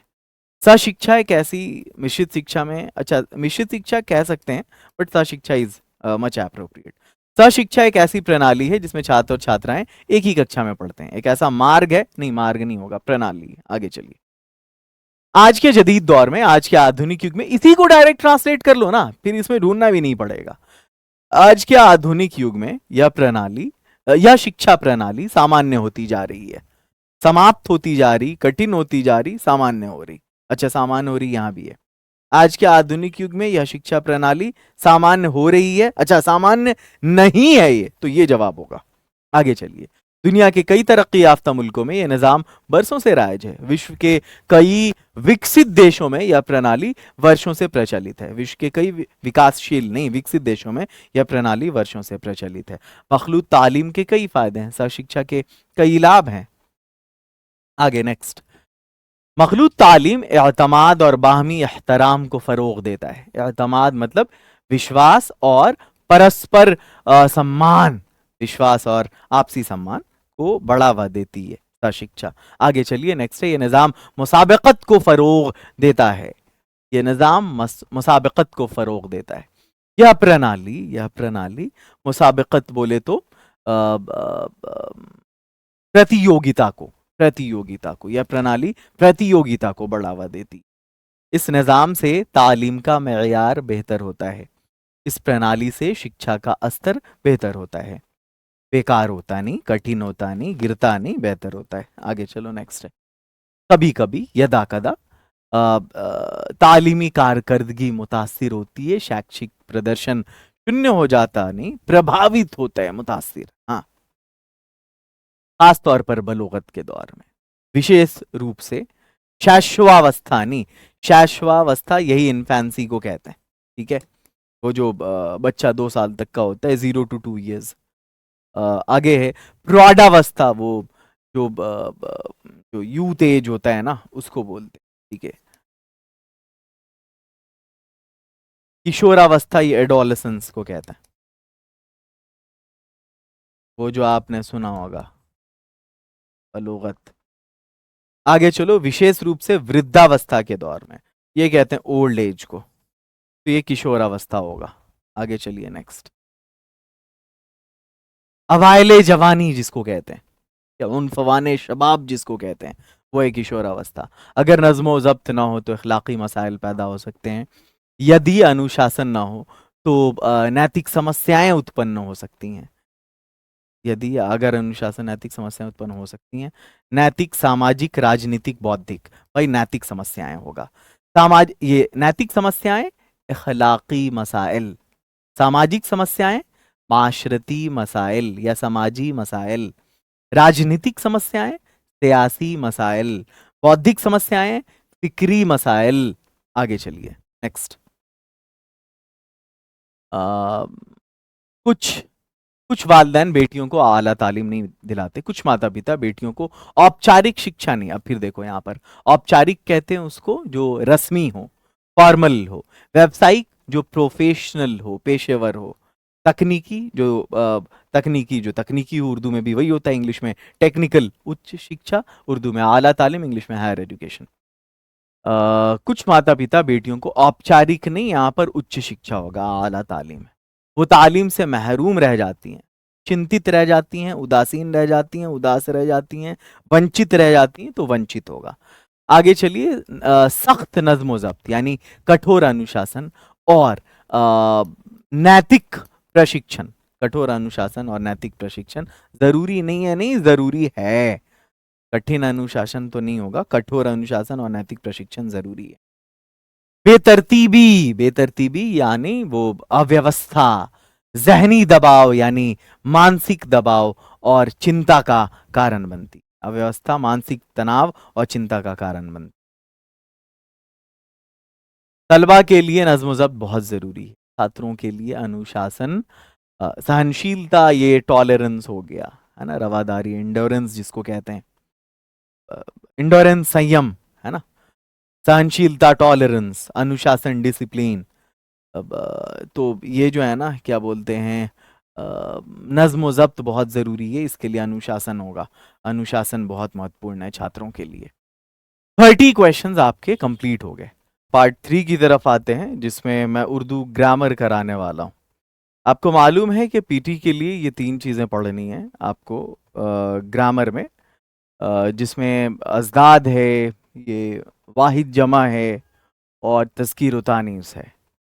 तो जहाँ तक वाहिद जमा का ताल्लुक़ है, मैंने हर क्लास में 50 क्वेश्चन का टारगेट रखा है। अगर मैं आपको टोटल 20 क्लासेस करवाता हूँ, जो मैंने टारगेट रखा है इसका उर्दू ग्रामर का, और हर क्लास में मैं आपको 50 करवाऊंगा क्वेश्चन, तो लगभग 1000 क्वेश्चन, 1000 मल्टीपल चॉइस क्वेश्चन आपको सिर्फ और सिर्फ मैं वाहिद जमा का करवाने वाला हूँ। दुनिया का कोई भी कॉम्पिटिटिव एग्जाम आप दें, अगर आपने 1000 क्वेश्चन प्रैक्टिस कर लिया है वाहिद जमा का, तो एक भी सवाल टूटने वाला नहीं है। चलिए आगे बढ़ते हैं, और इसमें भी मैं हर एक टाइप करवाता हूं, जैसे इसकी उर्दू जमा क्या होगी खालिस उर्दू तरीके से, या इसकी अरबी जमा क्या होगी, या इसका वाहिद क्या होगा, या इसकी जमा क्या होगी, है ना, या इसका जमा क्या होगा। बैरकैफ चलिए अब आते हैं पहले सवाल की जानिब। मजहब की जमा क्या है? तो मजहब की जमा है मजाहिब। आगे बढ़ते हैं। जहां तक तजब्जब की बात है, अब इससे जुड़ा हुआ भी वर्ड मैं आपको बता देता हूं ताकि आपको उसको और ज्यादा क्लैरिटी हो जाए, और इससे रिलेटेड जो भी वर्ड्स हैं वो आपकी वोकैबुलरी को बूस्ट करने में हेल्प करेगा। जहां तक तजब्जब की बात है, तो एक बंदा डायलेमा की सिचुएशन में रहता है ना, कि वो क्या करे ना करे, गो मगो किसी कैफियत, उसी को बोलते हैं तजब्जब। मजाहिब इसका जवाब है। मुहज्जब की जहां तक बात है, तो मुहज्जब कहते हैं हम सभ्य को, सिविलाइज्ड को, ठीक है। और अच्छा, ये कहते हैं हम डायलेमा को, ठीक है। जहां तक महमीज की बात है, तो आपने अगर देखा होगा हॉर्स राइडिंग, जो जॉकीज होते हैं, जॉकी अब किसको कहते हैं ये मैं आपको बता दूं। जॉकी कहते हैं हम वो जॉकी वो नहीं जो कपड़े का ब्रांड है, वो नहीं, ये जॉकी कहते हैं घुड़सवार को, ठीक है। और ये जो महमीज की जहां तक बात है, तो महमीज कहते हैं हम कि जो जॉकीज होते हैं, जो घोड़े के सवार होते हैं, तो उसको मोटिवेट करने के लिए घोड़े को वो बार बार उसको एड़ लगाते हैं। तो उनका जो हील होता है ना, उस हील में एक पर लगा हुआ होता है, SPUR। ये उसकी एड़ी में लगा होता है। कहाँ लगा होता है? एड़ी में लगा होता है, जिससे वो उसको बार बार जोश दिलाते हैं घोड़े को, ताकि वो और आगे बढ़े तेजी में। तो ये जो स्पर है ना, इंग्लिश में बोलते हैं इसको महमीज कहते हैं, ठीक है। और वो कहां पर इस्तेमाल होता है वो मैंने आपको बता दिया है। आगे बढ़ते हैं। मौज की जमा क्या होगी? मौज कहते हैं एक लहर, एक वेव, एक तरंग, है ना। ये क्या बोलते हैं, इसकी जो जमा है वो मौजें, मौजात, मौजजन। मौजजन कहते हैं हम लहरें मारता हुआ, मुतलातिम, है ना। वो अल्लामा इकबाल का एक शेर है कि इरादे जिनके पुख्ता हो, नजर जिनकी खुदा पर हो, तलातुम खेज मौजों से वो घबराया नहीं करते, है ना। तो यहाँ पर तलातुम भी, मौज भी, ये सब आपने सीख लिया होगा। तो मौजजन कहते हैं क्या बोलते हैं, लहरें मारता हुआ। मोजिद की जहां तक बात है, ये हम कहते हैं आविष्कारक को, जो इन्वेंटर होता है, जो इन्वेंटर होता है, किसी चीज का इजाद करने वाला। आगे बढ़िए, नेक्स्ट है, अगला है मंजर की जमा क्या है? तो मंजर कहते हैं हम दृश्य को, साइट को, नजारा को, है ना। मंजर, मनाजिर, ठीक है। नजीर कहते हैं वो एक नायाब, वो कहते हैं ना ये बेनजीर है, जिसकी कोई मिसाल नहीं है, ठीक है। मंजूरी, इट मींस एक्सेप्टेंस, जिसको स्वीकृति कह सकते हैं हिंदी में, इंग्लिश में जिसको हम एक्सेप्टेंस कहते हैं, ठीक है। और ये जहां तक मुंतजिर की बात है, ये इंतजार के लिए, इंतजार से मुंतजिर, ये वेट। आगे बढ़िए, नेक्स्ट क्या है? मौजू। मौजू इट मींस कोई सब्जेक्ट, है ना, कोई टॉपिक। मौजूआत, कोई विषय। मौजू को आप कह सकते हैं विषय, है ना, सब्जेक्ट या फिर टॉपिक। मौइज़ा की जहां तक बात है तो वो एक नसीहत करना, है ना, एक। और जहां तक ये जो है मौजे की बात है, तो मौजे कहते हैं हम आपका मकाम, आप कहां से ताल्लुक रखते हैं, ये चीजें, ठीक है। आगे चलिए, नेक्स्ट है मुसीबत की अरबी जमा क्या है? जी हाँ, मुसीबत के लिए, मुसीबत की जो अरबी जमा है वो मसाइब हो जाएगा। और जहां तक उर्दू जमा का ताल्लुक है, तब फिर हम मुसीबतें कर सकते हैं, ठीक है। मुब्तला होना, किसी चीज में इन्वॉल्व होना, ये मुब्तला होना के लिए होता है ना। मुस्तरिब की जहां तक बात है, वो है ना मीर तकी मीर का शेर के बार बार उसके दर पे जाता हूँ, हालत अब इज़्तिराब की सी है, ठीक है। इसका मतलब का शेर है कि नाजुकी, सॉरी, हस्ती अपनी हुबाब की सी है, ये नुमाइश सैराब की सी है। मुस्तरब कहते हैं उसको जो परेशान हो, है ना, परेशान, आम लफ्जों में। चलिए आगे बढ़ते हैं। मुसीबत की उर्दू जमा, मैंने कहा मुसीबत है, सेम ऑप्शन था इसलिए इसको एक्सप्लेन नहीं करूंगा मैं। मकसद की जो जमा है वो मकासिद। मकसद कहते हैं किसी का उद्देश्य, किसी का पर्पस, है ना। मकसूद वही है लगभग। कस्द कहते हैं, कस्द कहते हैं इरादा को, इसको इरादा को, इंटेंशन को। और कसीदा ये जो है असनाफ शायरी में एक है ना, कसीदा। वैसे इसमें तारीफ बयान की जाती है, ठीक है। आगे चलो, हिज्व भी होता है, इसी से गजल आया है ना। मिल्लत की जमा क्या है? तो मिल्लत कहते हैं मिल्लत, कौम, मजहब, है ना। ये इसकी जो जमा है वो मिलल होगा। मलाल कहते हैं दुख को, दुख में, दुख को ऐसे लिखेंगे, ठीक है। ऐसे अगर आप लिखेंगे तो गलत हो जाएगा। ये जो मुमलिकत है, मुमलिकत कहते हैं साम्राज्य को, किंगडम को, ठीक है। तो सही जवाब इसका मिलल हो जाएगा। आगे चलिए, नेक्स्ट है तामुल। अच्छा हाँ, इसमें एक ऑप्शन ये भी है, तामुल। तामुल कहते हैं गौर व फिक्र करना, ठीक है। आगे चलो, नेक्स्ट है मासिर की जमा क्या है? आपने सुना होगा कि समकालीन या कंटेम्पररी। हम असर कहते हैं एक हम जमाना, बहुत कॉमन वर्ड, बहुत कॉमन वर्ड। मासिर जो है ना, हम आसिर से आया है, और ये तो इसका मुतरादिफ है, सेम वर्ड है। वैसे ये जो हम जमाना या हम आसिर, ठीक है, मासिर, ये जो है ना, ये सब सेम वर्ड है। और इसको इंग्लिश में हम कहते हैं कंटेम्पररी। और अगर हिंदी की बात करें तो इसको हम समकालीन कहते हैं, जो एक ही जमाने में रहा हो। जैसे जिस जमाने में मौलाना अबुल कलाम आजाद थे उसी जमाने में गांधी थे, तो दोनों कंटेम्प्रेरी कहलाएंगे। मुहासरा कहते हैं ये घेराबंदी, वो मुहासरा होता है। आगे हमासर है, तो ये तो मुतरादिफ हो गया, लेकिन इसकी जमा पूछ रहा है तो मुआसरीन हो जाएगा। माशरे की जहां तक बात है, ये आप जानते हैं, ये समाज, सोसाइटी को हम कहते हैं। मुहासरा घेरा को कहते हैं। आगे बढ़ो, नेक्स्ट है मौत की अरबी जमा अमवात हो जाएगा। मुहतात कहते हैं जो अलर्ट होता है, सतर्क होता है उसको। ममात वो मर्ग वाली जो कैफियत होती है ना, उसके लिए इस्तेमाल करते हैं। मौत की उर्दू जमा मौतें, ठीक है। और ऑप्शंस वो सारे सेम है जो पीछे थे। तो चलिए अब आगे बढ़ते हैं नेक्स्ट क्वेश्चन की जानिब। मसअला, मसअला, मसाइल, मसाइल, साइल सवाल करने वाला, फकीर है ना। मसलक आप जानते हैं क्या है, जो सेक्ट है, जो आपका क्रीड है उसको कहते हैं, जो आपका सेक्ट है उसको कहते हैं। मसाइलात ये तो नहीं होगा, इनअप्रोप्रिएट है वो। नसीहत की अरबी जमा क्या है, नसीहत की अरबी जमा क्या है? जहां तक उर्दू की बात है तो नसीहतें, नसीहतें। लेकिन अगर उर्दू अरबी जमा की बात है तो नसाइह हो जाएगा। आगे चलिए, नेक्स्ट है नसीहत की उर्दू जमा नसीहतें, नसीहतें, इट मीन्स वाज, पंदो, नसीहत, है ना। आगे चलो, नुक्ता की जमा क्या है? तो निकात हो जाएगा। नुक्ताचीनी कहते हैं किसी को क्रिटिसाइज करना, उसकी आलोचना करना, उसमें कमी निकालना, खामी ढूंढना, ठीक है।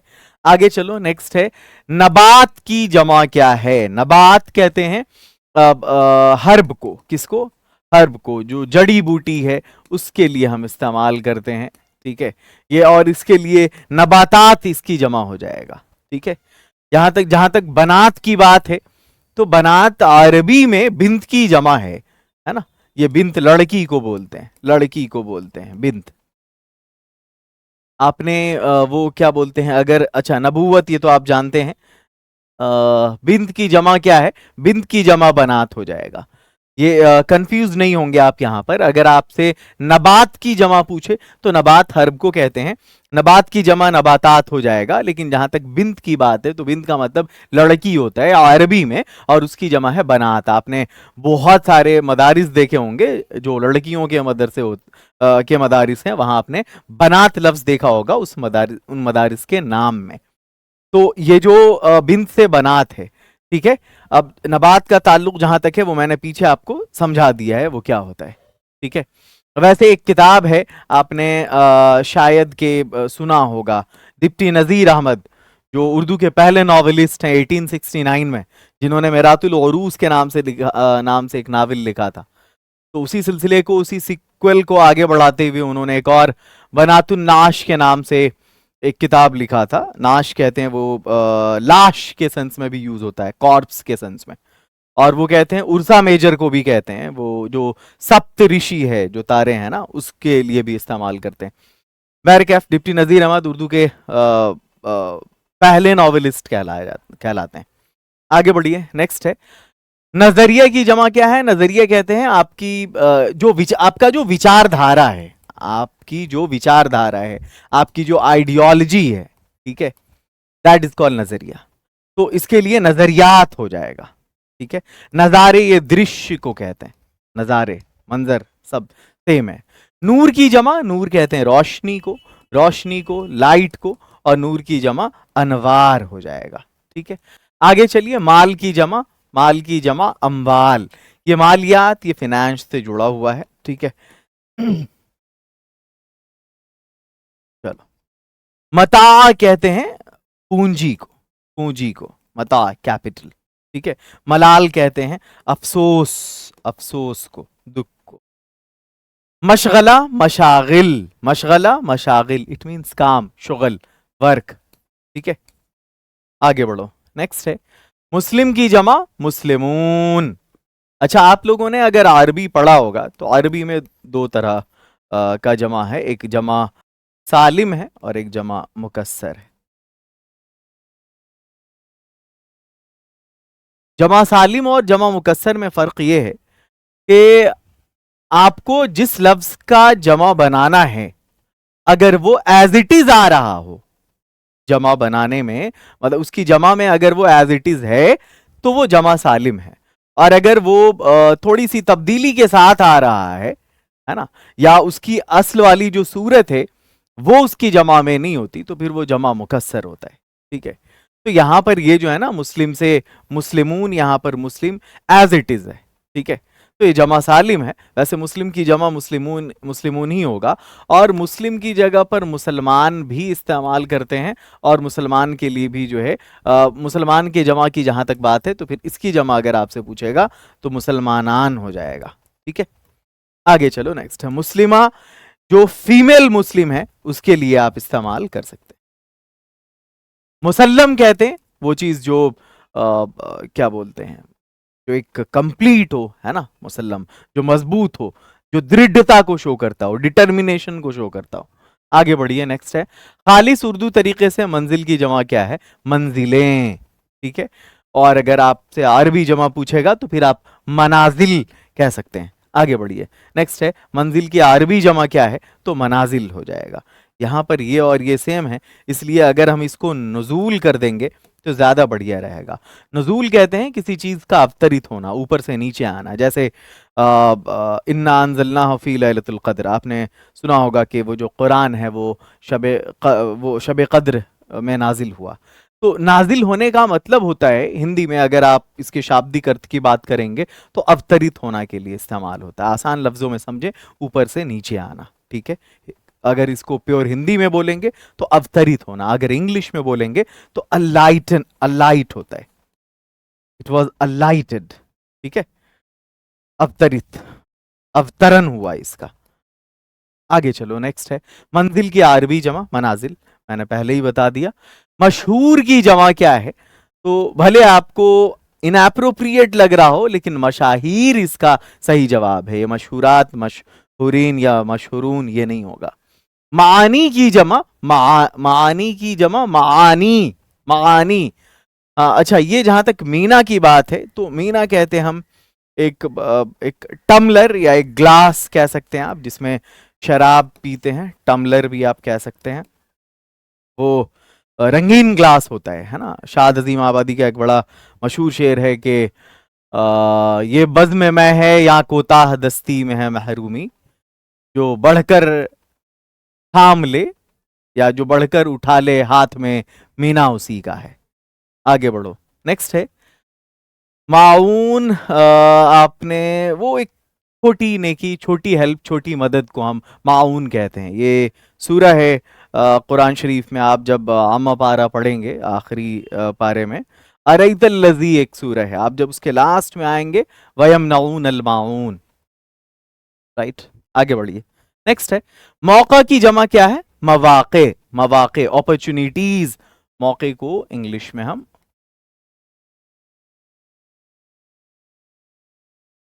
अपॉर्चुनिटी, और हिंदी में इसको हम अवसर कहते हैं। ठीक है, मुकीम कहते हैं किसी का कहीं कयाम पजीर होना। ठीक है, मौकूफ कहते हैं हम किसी चीज को डिसकंटिन्यू करना, है ना, पोस्टपोन करना, देर करना उसमें, दैट इज मौकूफ। मिंबर की जमा क्या है, मिंबर कहते हैं वो एक सीढ़ी नुमा जगह जहाँ जो वाइज हैं या इमाम हैं वो, या खतीब हैं, वो खिताब देते हैं, है ना, वाज देते हैं, तो उसको हम मिंबर कहते हैं। और जहाँ तक इसके जमा की बात है तो ये मिंबरान हो जाएगा। आगे चलो, नेक्स्ट है मकबरा की उर्दू जमा क्या है, मकबरा की उर्दू जमा मकबरे, मकबरे तलफ़ुज़, मकबरे। आगे चलिए, नेक्स्ट है नतीजा की जमा क्या है, नतीजा की जमा नताइज, नताइज, नताइजात नहीं होगा, नताइज होगा। क़िता की जमा क्या है, तो क़िता की जमा है क़ताआत। ठीक है, एक टुकड़ा के लिए इस्तेमाल होता है। मक्ता तो आप जानते हैं, मक्ता कहते हैं हम कि वो गज़ल का आखिरी शेर जिसमें शायर अपना तखल्लुस जोड़ता है, वो मक्ता कहलाता है। टेक्निकल चीज़ है ये उर्दू लिटरेचर में। कहत की जहां तक बात है, कहत कहते हैं हम फैमीन को, FAMINE, जिसको आप अकाल कहते हैं। ठीक है, आगे नेक्स्ट है नकल की जमा क्या है, नकल सॉरी नफल की जमा क्या है, तो नफल की जमा है नवाफिल। अच्छा, नोफिल उसको कहते हैं, या अरबी का लफ्ज है, इसका मतलब होता है जेनरस, जेनरस, जिसको हम सखी कहते हैं, या उदार हृदय वाला व्यक्ति कहते हैं। आगे चलो, नगमा की जमा क्या है? नगमा की जमा नगमात, ठीक है। और ये जो है नगमगी उसी से जुड़ा है ना। मुगन्नी नगमा लिखने वाला। ताजिर की जमा तुज्जार, ताजिर कहते हैं हम मर्चेंट को। मर्चेंट बोले तो सौदागर, व्यापारी, है ना, इसको हम ताजिर बोलते हैं और इसकी जमा तुज्जार होता है। आगे बढ़ो, नेक्स्ट है हबीब की जमा हबीब, अहबाब। आगे चलिए, नेक्स्ट है नकीब की जमा। नकीब कहते हैं वो जो आवाज लगाता हो। नकीब के 50 मीनिंग है ना। नकीब कहते हैं नकीबात, नकीबीन, नुकबा, नुकबा हो जाएगा नकीब की जमा। आगे बढ़िए, नेक्स्ट है वजह की जमा। वजह की जमा वजह नहीं, वजह ये अरबिक में कहते हैं फेस को। किसको? फेस को, चेहरे को कहते हैं हम वजह, ठीक है, यह अरबिक वर्ड है। और जहां तक ये वजूहात, हाँ वजूहात ये वजह की जमा है। आगे बढ़िए, नेक्स्ट है वस्फ। वस्फ कहते हैं किसी के अंदर कोई खूबी होना, है ना। और इसका मुसन्निफ, मुसन्निफ दूसरी चीज है। मुसन्निफ हम लेखक को कहते हैं, राइटर को कहते हैं, ठीक है, लेखक। तौसीफ, ये तारीफ व तौसीफ, ये भी उसी के लिए आता है, बट वस्फ की जो जमा है असल वो वसाफ होगा। अच्छा, ये मुसन्निफ है, ये मुंसिफ है, बहुत बारीक फर्क है यहाँ पर। मुसन्निफ लेखक को कहते हैं, राइटर को कहते हैं। और मुंसिफ की जहां तक बात है तो वो जज के लिए इस्तेमाल करते हैं हम, जो इंसाफ करता हो, है ना, जो आदल करता हो। वल्द की जमा औलाद, औलाद। आगे बढ़िए, तवल्लुद होना, किसी का पैदा होना, बर्थ, ठीक है। आगे नेक्स्ट है अकबर की जमा क्या है? अकबर की जमा अकाबिर, अकाबिर। मुकब्बर मुसग्गर तो ये आपने पढ़ा होगा, इसमें मुकब्बर इसमें मुसग्गर, जो बड़ाई बयान करता हो उसको, उसके लिए उसको हम इसमें मुकब्बर कहते हैं। लाइक बाग, देग, है ना। और जो छोटाई बयान करता हो इसमें मुसग्गर है, बाग से बागीचा, देग से देगची, है ना। आगे बढ़िए, नेक्स्ट है वारिस की जमा। वारिस कहते हैं खैर जिसको कहते हैं, है ना, किसी के मरने के बाद उसके प्रॉपर्टी का मालिक, वारिस। जानशी भी इसके लिए हम इस्तेमाल करते हैं, बट वारिस के लिए जो होगा वो वुरता होगा, इसकी अरबी की जहां तक बात है। आगे चलो, वहम की जमा औहाम, औहाम। आगे चलिए, नेक्स्ट है वक्फ की जमा क्या होगी? वक्फ की जमा औकाफ, वक्फ ठहरने के लिए इस्तेमाल होता है। आगे चलिए, मवाफिक कहते हैं कोई चीज जो आपके फेवर में हो उसको बोलते हैं, या आपके मुताबिक हो, आपकी मुनासबत से हो, दैट इज कॉल्ड मवाफिक। और इसका जो ऑपोजिट है वो मुखालिफ आप कह सकते हैं। आगे बढ़िए, मुनाफिक तो उसको कहते हैं जो हिपोक्रेट होता है, ठीक है, हिपोक्रेट, उसको हम मुनाफिक कहते हैं। आगे चलिए, नेक्स्ट है तफसील की जमा क्या होगी? तफसील की जमा तफसीलात, तफसीलात, ठीक है। आगे बढ़िए, नेक्स्ट है यतीम की उर्दू जमा। हाँ, यतीम की उर्दू जमा, यतीम की उर्दू जमा यतीमों। और अगर आपने कुरान में वो आयत बार बार सुनी होगी, वो लफ्ज़ सुना होगा बार बार, वल यतामा वल मसाकीना, है ना। तो ये जो यतामा है ये यतीम की जमा है। तयमुम ये तो दूसरी चीज है, यतामा या अरबी जमा है। जहां तक उर्दू जमा की बात है तो यतीमों इसका सही जवाब है, और अरबी जमा की बात है तो आप यतामा टिक कर सकते हैं। आगे बढ़िए, वाइज जो वाज देता हो, और वाइज से वाइजान हो जाएगा। वाज तो वही है, पंदो नसीहत। आगे बढ़िए, नेक्स्ट है विरद, विरद वजीफे जो होते हैं, तो विरद की जो जमा है वो औराद हो जाएगा। वर्दा ये अरबिक वर्ड है। वारदात तो आप जानते हैं कि कोई एक्सीडेंट होना, कोई घटना होना, कोई इंसिडेंट होना, दैट इज वारदात। और जहां औराद ये तो इस सवाल का जवाब है। जहां तक वर्दा का ताल्लुक है तो वर्दा अरबिक में हम रोज को कहते हैं, गुलाब के फूल को। इशारा की जमा क्या है? तो इशारा की जमा, इशारा ये अरबी का लफ्ज है, और इशारा की जमा हो जाएगा इशारात। तो आप लोगों ने अरबी में अगर आपने सफर किया होगा गल्फ का, तो वहां पे आपने देखा होगा इशारातुल मुमूर, ये कहते हैं जो ट्रैफिक सिग्नल्स होते हैं उसको कहते हैं इशारातुल मुमूर। आगे बढ़िए, नेक्स्ट है मुशीर, उसको बोलते हैं जो मशवरा देता है। और इशारिया ये तो आप जानते हैं जो डेसिमल को कहते हैं हम लोग, डेसिमल को। अगर हिंदी की बात करें तो दशमलव, दशमलव, जैसे मैंने लिखा 5.432, तो ये जो है ना, ये इसको हम इशारिया कहते हैं, इसको हम इशारिया कहते हैं, इशारिया, और ये दशमलव कहलाता है हिंदी में। इशारा की अरबी जमा इशारात, सॉरी उर्दू जमा है, तो उर्दू जमा इशारात नहीं इशारे होगा। आगे नेक्स्ट है क्वेश्चन नंबर 50, वली की जमा, ऑल ऑफ यू नो, औलिया। ऊला तो कहते हैं हम फर्स्ट को, अरबी काउंटिंग, या अगर आपने मदारिस में पढ़ा होगा तो ऊला, सानिया, सालसा, राबिया, खामसा, है ना, ये first, second, third standard, fourth standard, fifth, इसके लिए। अवलैन ये भी फर्स्ट के लिए इस्तेमाल होता है। इस सवाल का सही जवाब औलिया होगा।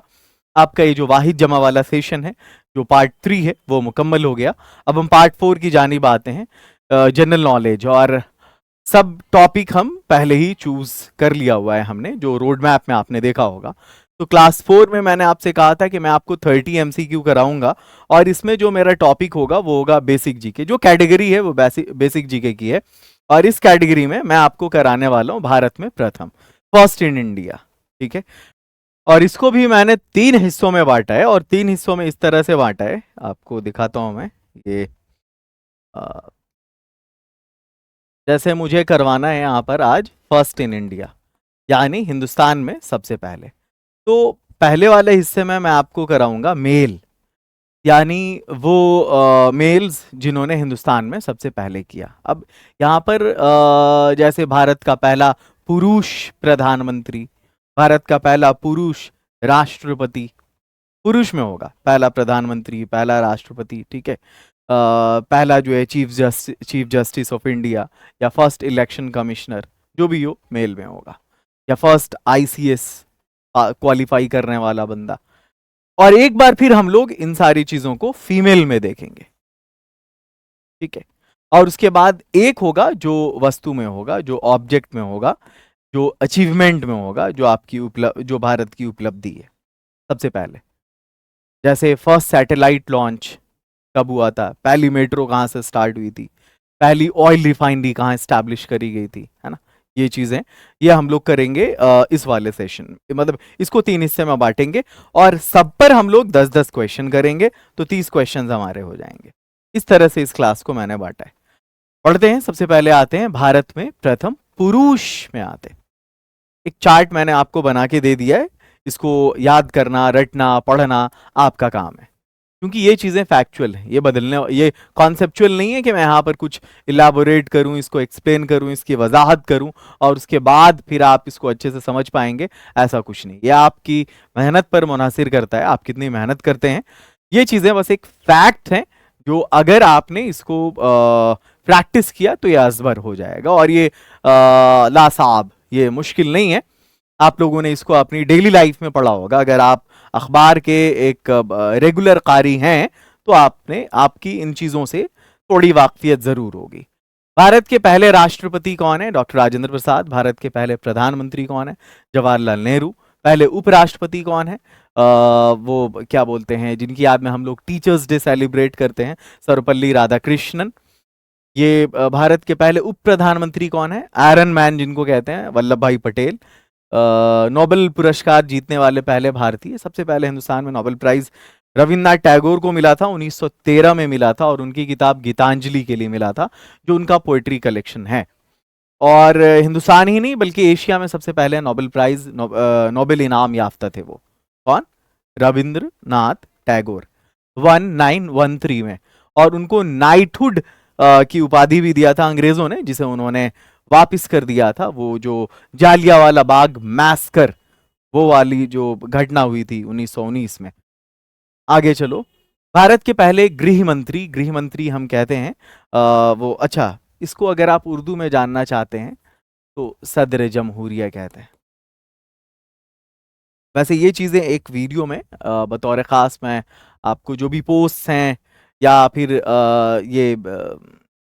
ये जो क्या बोलते हैं, आपकी जो जॉब है उससे जुड़े हुए जितने भी वर्ड्स हैं, इंग्लिश, हिंदी, उर्दू तीनों में, मैं एक वीडियो उस पर खास बना दूंगा। और साथ ही ये जितनी भी डेजिग्नेशंस हैं, जो पद हैं, उसके बारे में। प्रधानमंत्री को आप जानते हैं वजीर आजम कहते हैं, ठीक है। और मुझे इनको हल्का शेड करना पड़ेगा। भारत के पहले उपराष्ट्रपति, उपराष्ट्रपति कहते हैं जो नायब सदर जमहूरिया है, ठीक है।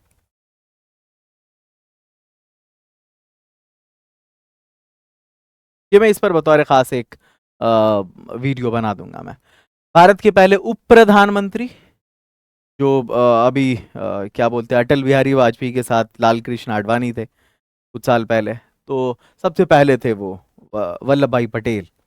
नोबेल पुरस्कार जीतने वाले पहले भारतीय मैंने बता दिया, रविन्द्रनाथ टैगोर थे। भारत के पहले गृह मंत्री वजीर दाखिला को कहते हैं, वजीर दाखिला, ठीक है। तो ये कौन थे? ये भी वल्लभ भाई पटेल ही थे। आगे चलिए, नेक्स्ट है भारत के पहले मुख्य चुनाव आयुक्त। तो भारत के पहले मुख्य चुनाव आयुक्त थे सुकुमार सेन, ठीक है।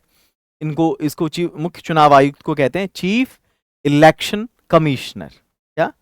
Chief election commissioner. भारत के पहले कानून मंत्री doctor doctor Bhimrao Ambedkar, doctor B R Ambedkar. Bharat के पहले लोकसभा अध्यक्ष जीवी मावलंकर। भारत के पहले अंतरिक्ष यात्री स्क्वाड्रन लीडर राकेश शर्मा। आगे बढ़िए, नेक्स्ट है। मुझे ये चीजें याद हैं, आपको करनी है। पहला भारतीय जिसने ऑस्कर जीता, ऑस्कर अवार्ड लिया। ऑस्कर फिल्म की दुनिया में सबसे बड़ा अवार्ड है, जैसे हिंदुस्तान में दादा साहब फाल्के, तो वर्ल्ड लेवल पे जो है वो है ऑस्कर, है ना। तो भानु अथैया थी, ये कॉस्ट्यूम डिजाइनर थी, ये ड्रेस डिजाइन करती थी, ठीक है। भारत के पहले मुख्य न्यायाधीश कौन थे? तो हीरालाल जे कानिया, ठीक है। भारत के पहले वित्त मंत्री कौन थे? तो शनमुखम शेट्टी भारत के पहले वित्त मंत्री थे। भारत के पहले फील्ड मार्शल कौन थे? मानेकशॉ। इसको समझाने के लिए मैंने कहीं पर पिक्चर दिया है, खैर वो आगे आएगा। भारत के पहले फील्ड मार्शल। एक्चुअली ये जो आर्मी है या नेवी है या फिर एयरफोर्स है ना, तो इसमें सबका अपना अपना लेवल होता है। आपने सुना होगा कि लेफ्टिनेंट है, फिर कर्नल है, लेफ्टिनेंट कर्नल है ना, मेजर है, मेजर जनरल है। तो इसी तरह ये जो डेजिग्नेशन है लेवल वाइज होता है, जो सबसे ऊपर है वो फील्ड मार्शल होता है। तो भारत के जो पहले फील्ड मार्शल थे वो कौन थे? मानेकशॉ थे, ठीक है। सैम मानेकशॉ पूरा नाम था बंदे का, सैम मानेकशॉ। आईसीएस कहते हैं इंडियन सिविल सर्विस में शामिल होने वाले पहले भारतीय थे सत्येंद्र नाथ टैगोर। ये सब बंगाली है। ज्ञानपीठ पुरस्कार पाने वाले, ज्ञानपीठ पुरस्कार ये लिटरेचर के फील्ड में दिया जाता है, साहित्य के फील्ड में दिया जाता है। ये जी शंकर कुरूप हैं, इनको सबसे पहले मिला था। भारत के पहले चुनाव आयुक्त कौन थे? तो ये सुकुमार सेन है, इट्स बीन रिपीटेड। भारत के पहले मुस्लिम राष्ट्रपति कौन थे? हिंदुस्तान में बहुत सारे मुस्लिम राष्ट्रपति हुए हैं सदर जमहूरिया, जिनमें अगर बात करें सबसे पहले की तो डॉक्टर जाकिर हुसैन थे। 1967 में ये प्रेसिडेंट बने और 2 साल का इनका टेन्योर रहा है। पहले प्रेसिडेंट रहे जो अपने ऑफिस में ही इनकी डेथ हो गई, क्योंकि 5 साल का टेन्योर होता है, 2 ही साल इन्होंने क्या बोलते खिदमत अंजाम दी अपनी, उसके बाद इनका इंतकाल हो गया। उनके बाद फिर ये फ़खरुद्दीन अली अहमद भी रहे हैं, एपीजे अब्दुल कलाम भी रहे हैं, हिदायतुल्लाह भी रहा कुछ दिन के लिए। तो वो जो है बट वो एक्टिंग थे, है ना, उनको इलेक्ट थोड़े ही दिन के लिए वो रहे हिंदुस्तान के सदर जमहूरिया। भारत के पहले मुस्लिम राष्ट्रपति ये बता दिया मैंने कौन थे, डॉक्टर जाकिर हुसैन। वो अगर सीरियल से बात करें तो तीसरे प्रेसिडेंट थे। पहले वो डॉक्टर राजेंद्र प्रसाद, दूसरे सर्वपल्ली राधाकृष्णन और ये तीसरे थे डॉक्टर जाकिर हुसैन। प्रथम भारतीय नौसेना प्रमुख, नौसेना ये जो नेवी की बात करते हैं, ठीक है, उनका नाम था आर डी कटारी। प्रथम भारतीय वायुसेना प्रमुख तो ये थे सुब्रतो मुखर्जी। ये आप जो मुखर्जी देख रहे हैं, टैगोर देख रहे हैं, ये सब कहाँ के हैं? ये सब बंगाल के हैं। परमवीर चक्र पाने वाले पहले व्यक्ति कौन थे? मेजर सोमनाथ शर्मा। परमवीर चक्र किस फील्ड में दिया जाता है? तो ये ब्रेवरी के फील्ड में, ठीक है, बहादुरी के लिए, वीरता के लिए, ये वीरता पुरस्कार है। भारत के पहले भारतीय गवर्नर जनरल कौन थे? चक्रवर्ती राजगोपालाचारी, जो हिंदुस्तान के आजाद होने के बाद उनको बनाया गया था। मैग्सेसे पुरस्कार पाने वाले, मैग्सेसे को क्या कहा जाता है मालूम है? एशिया का नोबेल प्राइज। और इस मैग्सेसे अवार्ड को जो मलेशियन गवर्नमेंट देती है, पाने वाले पहले जो हिंदुस्तानी थे वो थे विनोबा भावे। भारत में केजरीवाल को भी मिल रखा है, रवीश कुमार को भी मिल रखा है, किरण बेदी को भी मिल रखा है। भारत के पहले शिक्षा मंत्री कौन थे? मौलाना अबुल कलाम आजाद। और सबसे ज्यादा दिनों तक आजादी से पहले कांग्रेस के जो प्रेसिडेंट रहे हैं वो भी रहे मौलाना अबुल कलाम आजाद। और सबसे कम उम्र के कांग्रेस के प्रेसिडेंट बनने वाले जो थे वो भी थे मौलाना अबुल कलाम आजाद। आगे बढ़िए, सुप्रीम कोर्ट के पहले मुख्य न्यायाधीश कौन थे? तो वो थे जस्टिस हीरालाल जे कानिया। ये भी रिपीटेड है। भारत रत्न पाने वाले पहले विदेशी। भारत रत्न है क्या? तो हिंदुस्तान का सबसे बड़ा सिविलियन अवार्ड है ये। और खान अब्दुल गफ्फार खां थे जिनको फ्रंटियर गांधी कहा जाता है, सीमांत गांधी कहा जाता है। उनको सबसे पहले वो विदेशी थे जिनको अवार्ड मिला था। मरणोपरांत कहते हैं पॉस्थ्यूमस, किसी के मरने के बाद वो अवार्ड मिलना। तो भारत रत्न से जो भारत रत्न अवार्ड जो दिया गया मरने के बाद सबसे पहले जिनको, वो थे लाल बहादुर शास्त्री, जो हिंदुस्तान के दूसरे वजीर आजम थे, जिनकी वफात ताशकंद में हुई थी। वो ताशकंद समझौता रशिया में हुआ था। भारत के पहले गवर्नर जनरल कौन थे? तो वो थे लॉर्ड विलियम बेंटिक, जो 1829 में भारत के पहले गवर्नर जनरल बने थे। अंतिम गवर्नर जनरल एवं प्रथम वायसराय, जो आखिरी गवर्नर जनरल थे वो कौन थे?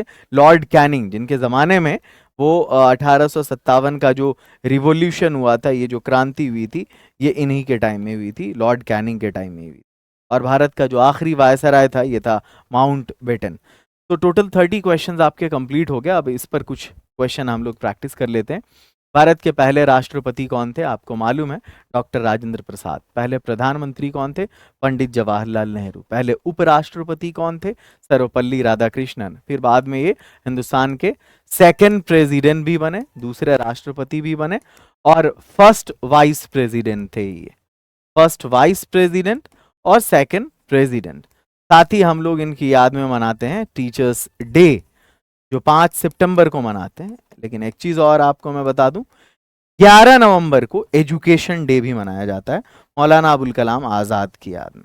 उनकी यौम पैदाइश है वो। और जो मानू के स्टूडेंट्स होंगे उनको तो मालूम होगा एजुकेशन डे के बारे में, 11 नवंबर के बारे में। आगे चलिए। अच्छा, नेक्स्ट। वैसे डॉक्टर सर्वपल्ली राधाकृष्णन पर इनके स्टूडेंट जादूनाथ सिन्हा ने थेसिस चोरी का इल्जाम लगाया था। तो जिनकी याद में हम लोग टीचर्स डे मनाते हैं, कि वो बहुत बड़े टीचर थे, उन्होंने खुद थेसिस चोरी की थी अपने स्टूडेंट की। और प्रोफेसर जादूनाथ सिन्हा ने इन पर इल्जाम लगाया था। आगे चलो, ये आप नेट पे सर्च कर सकते हो अगर मेरी बात पे यकीन नहीं है तो। भारत के पहले उप प्रधानमंत्री कौन थे? तो वो थे सरदार वल्लभ भाई पटेल। आगे बढ़िए। नोबेल इनाम जीतने वाले सबसे पहले हिंदुस्तानी रविन्द्रनाथ टैगोर। 1913 में उनकी अपनी बुक, जो पोइट्री कलेक्शन था उनका गीतांजलि, उसके लिए उनको मिला। आगे बढ़िए, नेक्स्ट है। पहले मुख्य चुनाव आयुक्त कौन थे? सुकुमार सेन। अच्छा, एक नाम है यहाँ पर, TN शेषन। नाम सुना है बंदे का? इस बंदे से प्राइम मिनिस्टर भी खौफ खाता था। अभी कठपुतली है सब। अगर चुनाव आयुक्त बनना है, मुख्य चुनाव आयुक्त, तो ये बनो। अगर ये अभी प्रेजेंट टाइम में अगर ये बंदा मुख्य चुनाव आयुक्त होता तो बीजेपी की 100 सीट भी हिंदुस्तान में नहीं आ पाती, क्योंकि फिर ईमानदारी से इलेक्शन होता। आगे चलो, नेक्स्ट है। भारत के पहले अंतरिक्ष यात्री कौन थे? तो राकेश शर्मा। नेक्स्ट। भारत के पहले फील्ड मार्शल कौन थे? तो भारत के पहले फील्ड मार्शल थे सैम मानेकशॉ। और ये जो रैंक होता है ना फौज का, वो इस तरह से होता है। पहले लेफ्टिनेंट, फिर कैप्टन, फिर मेजर, फिर लेफ्टिनेंट कर्नल, फिर ब्रिगेडियर, फिर मेजर जनरल, फिर लेफ्टिनेंट जनरल, फिर जनरल, फिर फील्ड मार्शल। ये रैंक होता है। तो ये इस तरह से जाएंगे, इधर से आगे बढ़ेंगे, इधर से पीछे नहीं आएंगे। तो जनरल सैम मानेकशॉ, मैंने पूरा नाम बताया था। ICS में शामिल होने वाले पहले हिंदुस्तानी ये हैं सत्येंद्रनाथ टैगोर। आगे चलो, नेक्स्ट।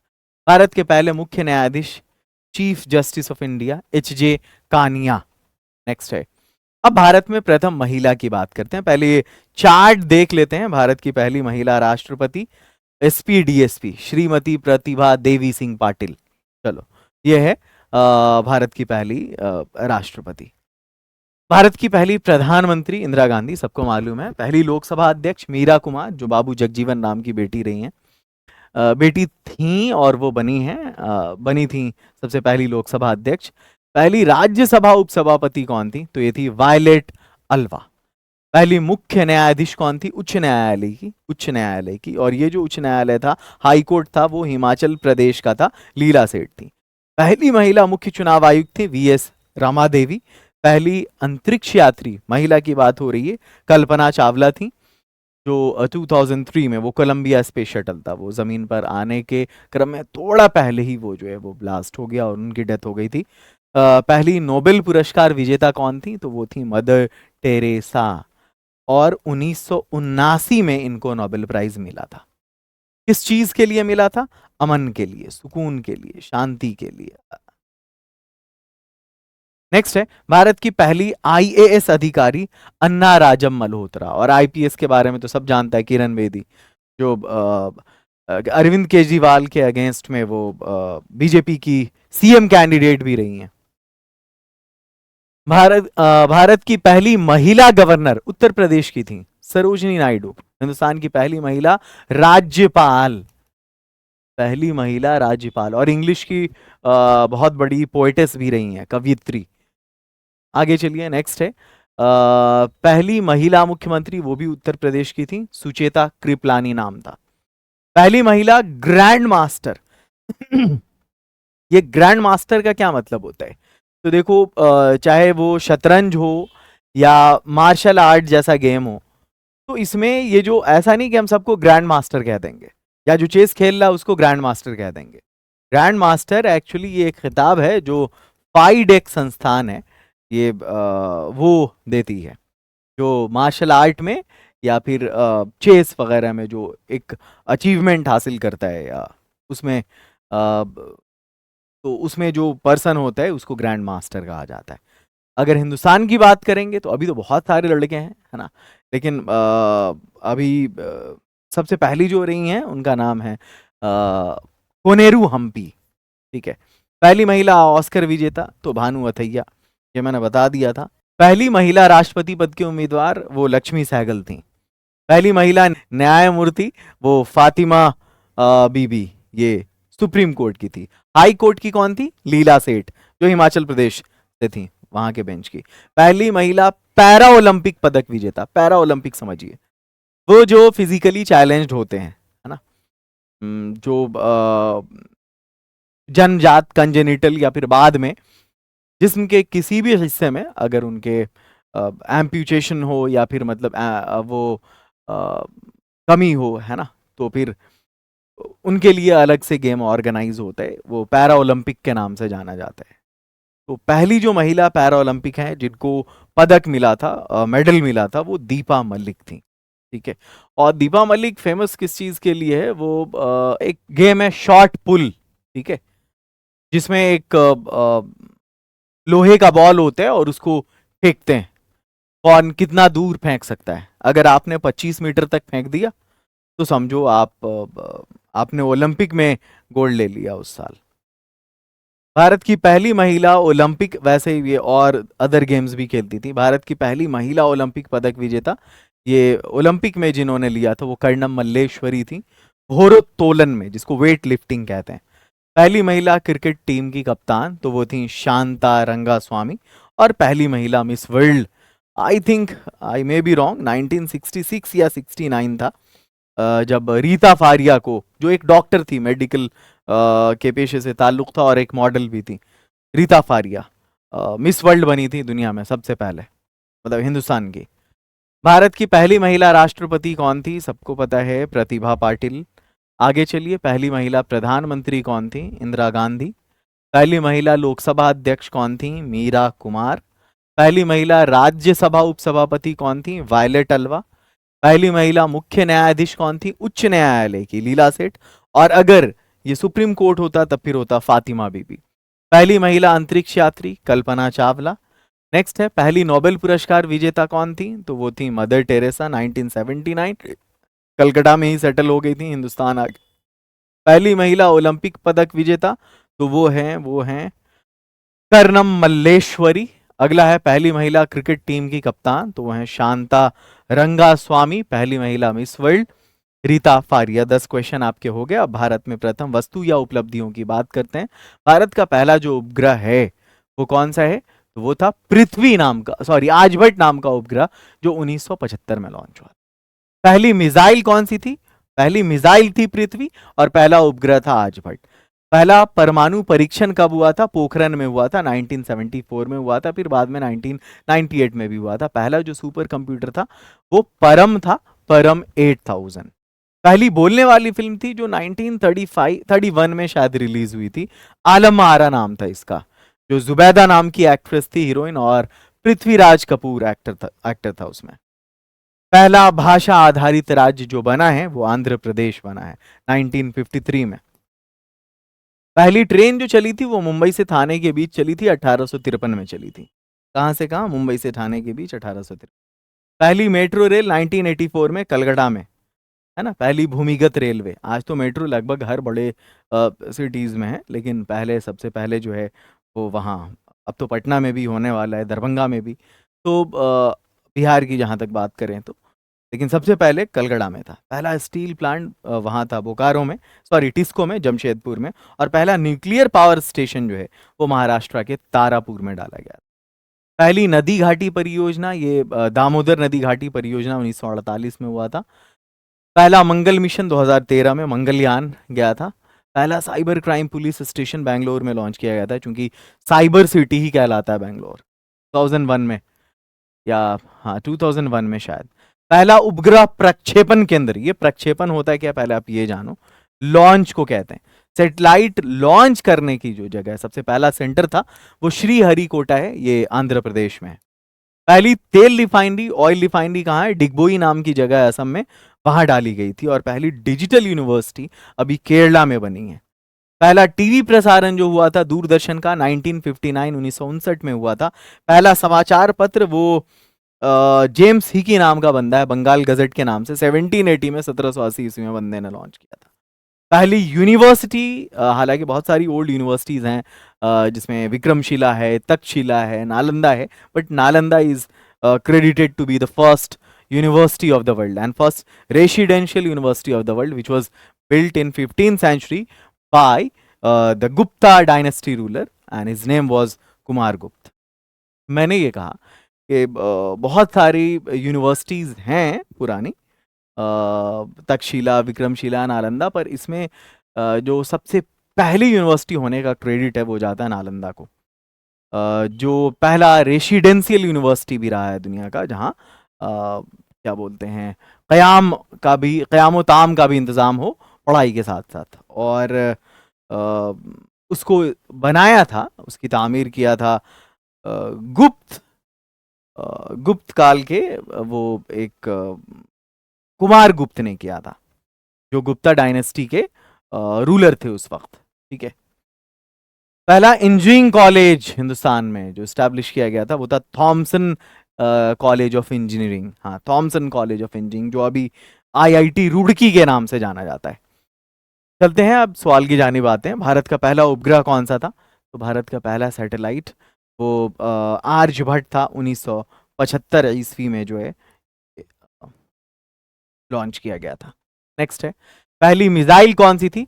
पृथ्वी, 1988 ईस्वी में लॉन्च हुई थी। पहला परमाणु परीक्षण कहाँ हुआ था? तो वो पोखरण में हुआ था 1974 में। पहला सुपर कंप्यूटर कौन सा था? परम 8000। पहली बोलने वाली फिल्म कौन सी थी? आलम आरा। पहले जो मूवीज आ रही थी उसमें साउंड नहीं था, इसका ये मतलब हुआ, और इसमें साउंड था। भारत का पहला विश्वविद्यालय कौन सा है? नालंदा विश्वविद्यालय। भारत में पहली ट्रेन कब चली? तो वो मुंबई में चली थी, मुंबई से थाने के बीच, ठाणे है ना यूज होता है। आगे चलो, पहली मेट्रो रेल कहाँ शुरू हुई? वो कलकत्ता में। और पहली तेल रिफाइनरी कहाँ डाली गई? डिगबोई असम में, जहाँ तेल को रिफाइन किया जाता था। पहला न्यूक्लियर पावर स्टेशन कहाँ है? वो तारापुर महाराष्ट्र में है। और आप का ये सेशन यहाँ पर एंड हो रहा है। क्लास 4 मैंने कंप्लीट करवा दिया है। मुझे पूरा यकीन है कि आपने इस वीडियो को बहुत अच्छे से देखा होगा, A to Z क्वेश्चन आप समझ गए होंगे। आपकी कोई अगर क्वेरी है तो चैट सेक्शन है आपका, आप वहां पर मैसेज कर सकते हैं। मैं आपके क्वेरीज का आंसर देने की कोशिश करूंगा, मेरी टीम कोशिश करेगी। और अपने जो ख्वाहिश अकारिब हैं आपके, आप उनसे भी इसके बारे में ज़रूर शेयर करेंगे। मैंने हत्तल इम्कान कोशिश की है कि इस कोर्स के आगे फिर कोई कोर्स ना हो, इस कोर्स के बाद फिर कोई कोर्स ना हो ज़बान के लिए। और पीटी ही नहीं बल्कि ये मेंस में भी आपको बहुत हेल्प करने वाला है। वैसे मेंस आने के बाद हम कोशिश करेंगे कि एक कोर्स आपके लिए रखें ख़ास तौर से मेंस के लिए। एक चीज़ आपके गोश गुजारना था मुझे कि ये इंग्लिश स्पीकिंग का कोर्स भी मैं कराता हूँ। आप सारे जाकर यूट्यूब पर लिंगो को सब्सक्राइब कर लें और लिंगो ऐप को इंस्टॉल करके आप ज़रूर इस कोर्स को विजिट करें। 20,000 से ज़्यादा बच्चे इस कोर्स से जुड़ चुके हैं। डायमंड स्पीकिंग कोर्स नाम है, आपको वाकई में ये डायमंड बना देगा। आपके सामने ये राब्ता नंबर है, आप इस पर कॉल या व्हाट्सएप ज़रूर करें। और जैसे आप इस कोर्स से जुड़े हैं, आप डायमंड स्पीकिंग कोर्स से भी जुड़ें। फीस बहुत कम है, सिर्फ 399, या अगर 499 भी होगी तो भी आपको डिस्काउंट कर दिया जाएगा। जो भी फीस होगी ऐप पर, उससे 100 रुपीज आपको कम पे करना है। ये मेरी तरफ से आप लोगों के लिए तोहफा, क्योंकि आपका बैकग्राउंड मदरसे का है। खैर, मैं अपने सेशन को यहीं पर एंड करता हूं। उम्मीद है कि आप अपने सभी दोस्तों से इसके बारे में शेयर करेंगे। अगली वीडियो में मुलाकात होती है। फी अमानिल्लाह।